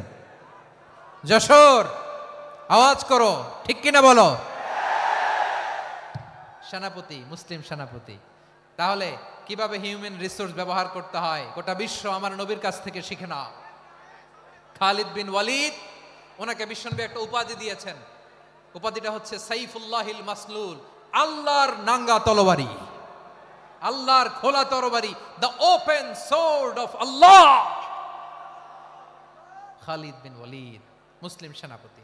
হাসান বিন সাবেত নাম শুনছেন? দেখি উনি কি ছিল বলেন। রাসূলের সভা কবি, কালচারাল হিজিমনিকে ডিফিট করার জন্য। উনি ভালো অস্ত্র চালানো জানতেন না, ওই কাজে উনি যেতেন না। ওনার ছিল কাব্য প্রতিভা। কাব্য প্রতিভা, কাফিররা কবিতা দিয়ে নবীকে গালি দিত। বিশ্বনবী বলতেন, ইয়া হাসান আজিব আন রাসূলিল্লাহ, তুমি নবীর হয়ে কাফেরদের এই কথাগুলোর জবাব দাও। বিশ্বনবীর একটা মিম্বার ছিল, বিশ্বনবীর মিম্বারের পাশাপাশি মসজিদে নববীতে এই হাসান বিন সাবিতের জন্য বিশ্বনবী একটা স্পেশাল মিম্বার বানিয়ে দিয়েছেন। এখান থেকে তুমি জবাব দাও। এবং বিশ্বনবী বলেছেন, আল্লাহুম্মা আইয়িদহু বিরূহিল কুদুস, আল্লাহ হাসান আমার পক্ষে জবাব দেয়, তুমি জিব্রাইল মারফত তাকে সাহায্য পাঠায়া দিও। রাসূল সাল্লাল্লাহু আলাইহি ওয়াসাল্লামের সভা কবি, the poet of the prophet, নবীর কবি, উনি কবিতা দিয়ে এমন উচ্চাঙ্গের ভাষায় কবিতা দিয়ে তিনি জবাব দিতেন, কাফিরদের গা শিহরে যেত, তাদের হৃদয়ে আগুন ধরে যেত। তাহলে এরকম কবিরও দরকার আছে না নাই? এখন যাকে আল্লাহ দিছে কাব্য প্রতিভা, এরা যদি আপনি যুদ্ধের ময়দানে পাঠান হবে? যারে দিছে সুরেলা গলা, এরা যদি অ্যাম্বাসেডর বানান হবে না। হাসান বিন সাবিত ছিলেন বিশ্বনবী সাল্লাল্লাহু আলাইহি ওয়াসাল্লামের কবি। হুযায়ফা ইবনুল ইয়ামান বিশ্বনবীর গোয়েন্দা বিভাগের প্রধান। কিসের প্রধান? হুযায়ফা ইবনুল ইয়ামান, ওনার ছিল ডিটেকটিভ মাইন্ড। ডিটেকটিভ মাইন্ড, গোয়েন্দা বিভাগের প্রধান। এবং উনি হচ্ছেন সাহিবু সিররি রাসূলিল্লাহ, রাসূল সাল্লাল্লাহু আলাইহি ওয়াসাল্লামের গোপন তথ্যের ধারক বাহক। নবীর যেই কথা কেউ জানে না, সব হুযায়ফার পেটের ভিতরে ছিল। সুবহানাল্লাহ পড়েন। মদিনার যত ইহুদিদের একটা লিস্ট ছিল, এই লিস্ট শুধু দুইজন জানতো, বিশ্বনবী আর হুযায়ফা। সুবহানাল্লাহ পড়বেন না? তাহলে উনাকে কোন দায়িত্ব দিছে? কোন বিভাগ? যশোর, আওয়াজ করো, কোন বিভাগ? গোয়েন্দা বিভাগের হেড ছিল। খন্দকের যুদ্ধে প্রচন্ড আজকের মতো শৈত্য প্রবাহ, মাটি খনন করতে করতে সাহাবীদের পেটে ক্ষুধা নাই, দাঁড়াইতে পারে না নামাজের জন্য, এত ক্লান্ত, ক্ষুধা, ক্লান্ত, শ্রান্ত। বিশ্বনবী বললেন, কে আছো? এই কঠিন শীত, এই ভয় আর ক্ষুধার মধ্যেও খন্দকের পরীক্ষার টপকে শত্রু শিবিরে যে আমাকে তথ্য দিবা, কে আছো? কারো গায়ে শক্তিই নাই যে দাঁড়াবে, কেউ দাঁড়ায় না। বিশ্বনবী তখন নিজে হুযায়ফাকে ডাক দিলেন, হুযায়ফা, যে আমাকে আজকে শত্রু শিবিরের তথ্য এনে দিবে, সে জান্নাতে আমার মোরাফাকা, আমার সঙ্গী হবে। হুযায়ফা রাদিয়াল্লাহু ইবনুল ইয়ামান জীবনের ঝুঁকি নিয়ে এই ক্ষুধা, শৈত্য প্রবাহ, কোল্ড ওয়েভসকে উপেক্ষা করে পরীক্ষা টপকে শত্রু শিবিরে যে সবার কথাগুলো চুপে চুপে শুনে বিশ্বনবীর দরবারে এসে গোয়েন্দাদের মতো তথ্য সরবরাহ করেছে। বিশ্বনবীর গোয়েন্দা বিভাগের প্রধান হুযায়ফা ইবনুল ইয়ামান ইন্টেলিজেন্স বিভাগ চালাতেন। মুনাফিকদের নাম ওনার কাছে ছিল। মুআয ইবনে জাবাল মদিনা রাষ্ট্রের সবচেয়ে সিনিয়র আমলা ছিলেন। আমলাতন্ত্র চিনেন তো? প্রশাসনিক কাজ যারা চালায়, অ্যাডমিনিস্ট্রেশন বুঝেন না? The department of administration. মদিনার রাষ্ট্রের সিনিয়র আমলা মুআয ইবনে জাবাল মুতাখাসসিসুন ফিল হালাল ওয়াল হারাম, হালাল হারামের স্পেশালিস্ট ছিলেন। বিশ্বনবী উনাকে ইয়ামানের গভর্নর করে পাঠাইছেন। বলেছেন, ইন্নাকা তা'তি কওমান আহলা কিতাব, এমন গোষ্ঠীর কাছে যাবা এরা ইহুদি নাসারা, আগে শাহাদা পড়লে এরপরে নামাজের দাওয়াত দিও, নামাজ পড়লে যাকাতের দাওয়াত দিও। গভর্নরের অ্যাটিটিউড যেমন থাকে তেমন অ্যাটিটিউড ধরে রেখো। সুবহানাল্লাহ পড়েন। তাহলে মুআয ইবনে জাবালকে দিয়ে বিশ্বনবী কবিতা লেখায় নাই, চিঠি লেখায় নাই, আজান দেওয়ায় নাই। সুবহানাল্লাহ পড়বেন না? সব শেষ সাহাবী বলি আবু হুরায়রা রাদিয়াল্লাহু তাআলা আনহু, নাম শুনছেন? বিড়ালের বাবা। কি করতেন? খালি হাদিস মুখস্থ করতেন। উনি বলতেন, আলজামু রাসূলুল্লাহ আলা মিল ইবাতনি, আমার শুধু পেটের ক্ষুধার বন্দোবস্ত হইলে আমি নবীর সঙ্গ ছাড়তাম না। আমার আনসার সাহাবারা ক্ষেত খামারের কাজ করত, আমার মুহাজির সাহাবারা ব্যবসা করত, আর আমি নবীর সাথে সাথে থাকতাম। শুধু সকাল বিকাল দুই বেলা যদি আমার খাবারের বন্দোবস্ত হয়, আমি আর নবীর লক ছাড়ি না। সুবহানাল্লাহ কইবেন না? 5374টা হাদিস তিনি বর্ণনা করেছেন। সবচেয়ে বেশি হাদিস বর্ণনাকারী সাহাবী। হাদিস প্রিজার্ভেশনের কাজে বিশ্বনবী ওনাকে কাজে লাগিয়েছেন। উনি একদিন বলেন, ইয়া রাসূলুল্লাহ আসমাউ মিনকা কাসীরান ফালা আহফাজু, নবী অনেক কথা শুনি আমার মনে থাকে না। বিষ্ণু বললেন, তাই? উবসুত রিদাক, তোমার চাদরটা বিছাও। আবু হুরায়রা বিছালেন, বিশ্বনবী হাত বুলায় দিলেন, এরপরে অনেক হাদিস বর্ণনা করলেন। আবু হুরায়রা বলে, তারপর থেকে বিশ্বনবী যাই বর্ণনা করে আমি শুনি আর একটাও ভুলি না। এখন সুবহানাল্লাহ।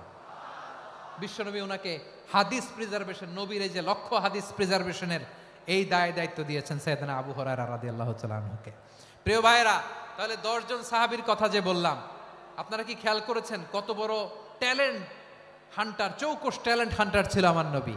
এক একজনের এক এক ট্যালেন্ট এক এক কাজে অ্যাসাইন করেছেন, এক একজনকে এক এক দায়িত্ব দিয়েছেন, এক একজনের প্রতিভাকে এক একভাবে বিকশিত হওয়ার সুযোগ দিয়েছেন। আওয়াজ করে বলেন ঠিক কি না? এখন আমার পর্দার আড়ালে আমার মায়েরা বলবে, এতগুলো পুরুষ সাহাবীর কথা বললো, নারী সাহাবীরা কি কিছু করে নাই? হ্যাঁ, একজন নারী সাহাবীর কথা বলে মোনাজাত হবে, দোয়া ছাড়া কেউ যাব না। রুফাইদা আল আসলামিয়া রাদিয়াল্লাহু তাআলা আনহা, ওনার বাবার নাম সাআদ আল আসলামি। বিশ্বনবী কি খেয়াল করলেন দেখেন, সাআদ ছিল মদিনার বড় ডাক্তার। এই নারী সাহাবী রুফাইদা বাবার কাছ থেকে চিকিৎসা বিদ্যা শিখেছেন। যখন শিখছে, বিশ্বনবী দেখলেন আমার তো প্রতি সপ্তাহে সপ্তাহে যুদ্ধে আহত সাহাবীদের সেবা দিবে কে? বিশ্বনবী রুফাইদাকে বললেন, রুফাইদা তুমি মসজিদে নববীর পাশে একটা মেডিকেল ক্যাম্প করো। এই যে সাকিনা আদ্দিন মেডিকেলের আমার ছাত্রী বন্ধুরা, শুনে রাখো, তোমাদের আইকন হচ্ছে এই রুফাইদা আল আসলামিয়া। বিশ্বনবীর ডিরেকশন অনুযায়ী তিনি মসজিদে নববীর পাশে একটা মেডিকেল ক্যাম্প করলেন এবং আহত সাহাবাদের চিকিৎসা উনি ওনার টিম নিয়ে দিতেন। বিশ্বনবীর পরামর্শে উনি আনসারি এবং মুহাজির মহিলা সাহাবীদেরকে নিয়ে একটা স্পেশাল মেডিকেল টিম গঠন করলেন। খায়বার যুদ্ধে 7ম হিজরিতে যখন বিশ্বনবী যায়, উনি ওনার টিম নিয়ে আসলেন, বললেন, ইয়া রাসূলুল্লাহ, আমরা তো তলোয়ার চালাতে পারি না, আমরা তো তীর মারতে পারি না, আপনি যদি অনুমতি দেন খায়বার অভিযানে আমি আমার টিম নিয়ে মেডিকেল টিমের সেবাটা সার্ভিসটা দিতে চাই। পড়েন সুবহানাল্লাহ। বিশ্বনবী অনুমতি দিলেন, যোদ্ধা সাহাবীদের সাথে রুফাইদা আল আসলামিয়া উনিও মেডিকেল টিম নিয়ে অগ্রসর হলেন। খায়বারের প্রতিটা আহত ইনজুর্ড সাহাবী যারা ইনজুরি শিকার হয়েছেন সবাই রুফাইদা আল আসলামিয়ার এই মেডিকেল ক্যাম্প থেকে চিকিৎসা সহায়তা পেয়েছেন। সুবহানাল্লাহ পড়েন। দেখেন কিভাবে বিশ্বনবী ট্যালেন্ট বাছাই করতেন। আপনি অবাক হবেন, বাহরাইনের মেডিকেল ইউনিভার্সিটিতে রুফাইদা আল আসলামিয়া মেডিকেল প্রাইজ অ্যাওয়ার্ড প্রতি বছর দেয়া হয়। যদি 8 দিনের এই মেডিকেল, আমার বোনেরা যদি জেনে থাকো জানো, না হলে নতুন করে জানো, সার্চ দিও, রুফাইদা আল আসলামিয়া মেডিকেল অ্যাওয়ার্ড বাহরাইনের ইউনিভার্সিটিতে দেয়া হয়। প্রিয় ভাইয়েরা, তাহলে আলোচনার সামারি আমরা করি। বিশ্বনবী যার যেখানে ট্যালেন্ট তাকে ওইখানে কাজে লাগাতেন। আওয়াজ করে বলেন ঠিক কিনা? এবার একটা ইন্টারভিউ হবে, আওয়াজ করে বলেন, আবু মাহজুরাকে বিশ্বনবী কি বানাইছেন? হ্যাঁ, ভুলে গেছেন? সামনের চুলে হাত দিয়ে বিশ্বনবী কি সুন্দর গলায় আজান শিখালেন। মুয়াজ্জিন। যায়েদ বিন সাবিতকে একাডেমিক প্রজেক্টের দায়িত্ব দিয়েছেন, তিনি ছিলেন বিশ্বনবীর দোভাষী ব্যক্তিগত সচিব। মুসআব ইবনে Umair, the first ambassador of Islam. Abdullah ইবনে আব্বাস, উম্মার বড় শিক্ষাবিদ মুফাসসির। আব্দুল্লাহ ইবনে মাসউদ ছিলেন জুরিস্ট। কি ছিলেন? জুরিস্ট ছিলেন, এই উম্মার সবচেয়ে বড় জুরিস্ট। খালিদ বিন ওয়ালিদ, সেনাপ্রধান। হাসান বিন সাবিত ছিলেন বিশ্বনবীর সভাকবি। কি ছিলেন? বিশ্বনবীর সভাকবি ছিলেন। এরপরে হুযায়ফা ইবনুল ইয়ামান কি ছিলেন? গোয়েন্দা বিভাগের প্রধান। মুআয ইবনে জাবাল কি ছিলেন? সিনিয়র আমলা, ইয়ামানের গভর্নর। আবু হুরায়রা রাদিয়াল্লাহু তাআলা আনহু হাদিস প্রিজার্ভেশনের কাজ করেছেন। আর আমাদের রুফাইদা আল আসলামিয়া রাদিয়াল্লাহু তাআলা আনহা কি ছিলেন? নার্স ছিলেন। নার্স হয়ে মেডিকেল সেবা দিয়েছেন। প্রিয় ভাইয়েরা, পুরো আলোচনার যদি সামারি করি, তাহলে বিশ্বনবী যেভাবে হিউম্যান রিসোর্সকে ম্যানেজ করেছেন, যার যেখানে প্রতিভা কাজে লাগিয়েছেন, আমরাও যদি করি, আমাদের বাংলাদেশের চিত্র আমরা পাল্টে দিতে পারবো। আমরা শুরুতে শুনেছি মানুষের আছে অসীম সম্ভাবনা, প্রতিটা মানুষ অনন্য, যত্ন নিলে, যথাযথ পরিচর্যা করলে মানুষ বিশ্ব জয় করতে পারে। ঠিক কিনা? আমাদের হাফেজে কোরআনের সামনে দাঁড়াতে পারে এমন কোন হাফেজে কোরআন আল্লাহর জমিনে জন্ম হয় নাই। গোটা বিশ্ব কাঁপিয়ে তারা সেরা, আমাদের ক্রিকেটাররা সেরা, আমাদের তৈরি পোশাক শিল্প সেরা। এরকম অনেক অনেক সেরা জিনিস আছে, আমরা এগুলোরে নার্চারিং করতে পারি নাই, পরিচর্যা করতে পারি নাই, সঠিক তারবিয়াতের অভাব। তাহলে মানুষের অসীম সম্ভাবনাকে কাজে লাগাতে হবে। ঠিক কিনা বলেন? ইউনূস গভর্নমেন্টকে আমি বলবো, অল্প সময়ের জন্য আপনারা এসেছেন, সংস্কারও করতে হবে, আবার নির্বাচনও করতে হবে। সব সংস্কার হয়তো করতে পারবেন না, যতটুকু পারবেন এর মধ্যে আমাদের যে হিউজ ম্যান পাওয়ার, আমাদের যে মানব সম্পদ, হিউম্যান রিসোর্স, এটাকে ডেভেলপ করে আপনাদের যেতে হবে। যেটা পারবেন না সেটাকে পরবর্তী নির্বাচিত গভর্নমেন্টের কাছে রেখে যেতে হবে, যে তারা যেন করে, তাদের কাছে আপনারা এটা রেখে যাবেন। তাহলে মানুষ চাইলে বিশ্ব জয় করতে পারে, আর মানুষকে হারাতে পারে কেউ? জোরে বলো যশোর, মানুষকে হারাতে পারে কেউ? আল্লাহ আমাদেরকে জনসংখ্যা দিয়েছেন প্রিয় ভাইয়েরা। এই জনসংখ্যা অনেক বড় সম্পদ, এটা আমাদের জন্য অভিশাপ নয়, আশীর্বাদ। আমাদের জনসংখ্যাকে যদি আমরা জনশক্তিতে রূপান্তর করতে পারি, আজকে বাংলাদেশ যে অবস্থানে দাঁড়িয়ে আছে, বাংলাদেশ তার 20 গুণ উন্নতির শিখরে চলে যাবে। চিল্লায় বলো ঠিক কিনা? আমাদের শ্রমিক ভাইয়েরা বাইরে কাজ করে, আমাদের শ্রমজীবী ভাইয়েরা, প্রবাসীরা, তাদের ব্যাপারে গুরুত্ব দিতে হবে। আমাদের শ্রমের দাম সবচেয়ে কম, সবচেয়ে কম। তারা এম্বাসিতে গুরুত্ব পায় না, এয়ারপোর্টে গুরুত্ব পায় না। এই সরকার অবশ্য তাদেরকে অনেক গুরুত্ব দিচ্ছে। আমাদের অদক্ষ শ্রমিককে যখন আমরা দুবাই পাঠাই, অল্প বেতন পায়, কিন্তু ইন্ডিয়ানরা দক্ষ শ্রমিক পাঠাইলে তার 3 গুণ বেতন পায়। আমরা আমাদের শ্রমিকদেরকে অদক্ষ ভাবে আর পাঠাতে চাই না, দক্ষ শ্রমিক পাঠিয়ে আমরা রেমিটেন্সের বন্যা বইয়ে দেব।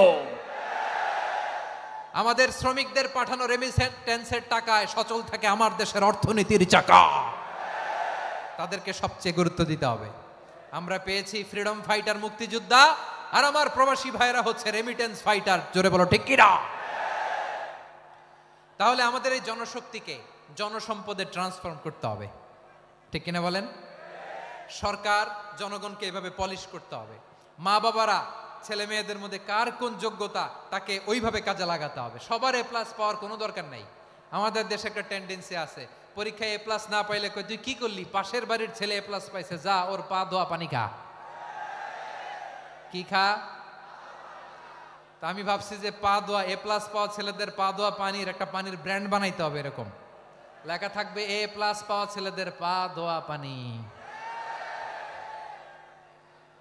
খাওয়া নাই, এগুলার খাওয়া নাই। ওরে আল্লাহ এ প্লাস পাওয়ার জন্য বানাইছে, আর আপনার ছেলেকে এই এ প্লাস গুলারে নিয়ন্ত্রণ করার জন্য আল্লাহ বানাইছে। ওকে দিয়ে আল্লাহ কি করবে আপনি জানেনই না। একটা এ প্লাস, একটা এ গ্রেড একটা মানুষের জীবনকে ঠিক করে দিতে পারে না। আপনার ছেলেকে আল্লাহ অন্যদিকে যোগ্যতা দিয়েছে, ওদের মনোবল ভাঙবেন না, খবরদার, খবরদার। ছেলে মেয়েদের মনোবল ভাঙবেন না। যাকে দিয়ে যেটা হবে তাকে দিয়ে সেটা করতে হবে, তার প্রতিভাকে সেভাবে কাজে লাগাতে হবে। তাহলে বাংলাদেশ, আমাদের এই জনসংখ্যা জনসম্পদে রূপান্তরিত হবে। আমাদের সরকারের তত্ত্বাবধানে আমাদের 18 কোটি জনগণ দক্ষ জনশক্তিতে রূপান্তরিত হোক, আমরা চাই কি চাই না? আমরা ভালো মানুষ, শ্রেষ্ঠ মানুষ হতে চাই কি চাই না? ওই জাপানিজদের মতো সৎ, ওই ইউরোপিয়ানদের মতো কালচার্ড। আমাদেরকে আল্লাহ তাআলা কোরআন সুন্নাহ অনেক কিছু দিয়েছেন, যেহেতু বর্তমানে আমরা দেখছি তারা সৎ, তাদের মধ্যে ভ্যালু আছে, সেগুলো আমাদের মধ্যে আনার দরকার আছে না নাই? আর ইসলাম দিয়ে আমাদের জীবনকে সাজাতে হবে, ইসলাম দিয়ে আমার পরিবারকে সাজাতে হবে। ইসলাম থেকে, কোরআন থেকে প্রেসক্রিপশন না নিলে জীবন সুন্দর হবে না। কোরআন থেকে প্রেসক্রিপশন না নিলে সমাজ সুন্দর হবে না। কোরআনের প্রেসক্রিপশন না মানলে রাষ্ট্র সুন্দর হবে না। কোরআনের প্রেসক্রিপশন অ্যাপ্লাই না করলে শুধু দুর্নীতি দমন কমিশন দিয়ে দুর্নীতি বন্ধ করা যাবে না। এজন্য কোরআনের আইন আমরা চাই কি চাই না? প্রিয় ভাইয়েরা, হিউম্যান রিসোর্স ডেভেলপমেন্ট, মানব সম্পদের উন্নয়ন, আমাদের সরকার যেন এদিকে নজর দেয়। আমরা যেন এ ব্যাপারে যত্নবান হয়ে উঠি। যাকে আল্লাহ যে যোগ্যতা দিয়েছে, এই যোগ্যতা দিয়ে আমরা যেন ইসলামের জন্য, দেশের জন্য কাজ করি।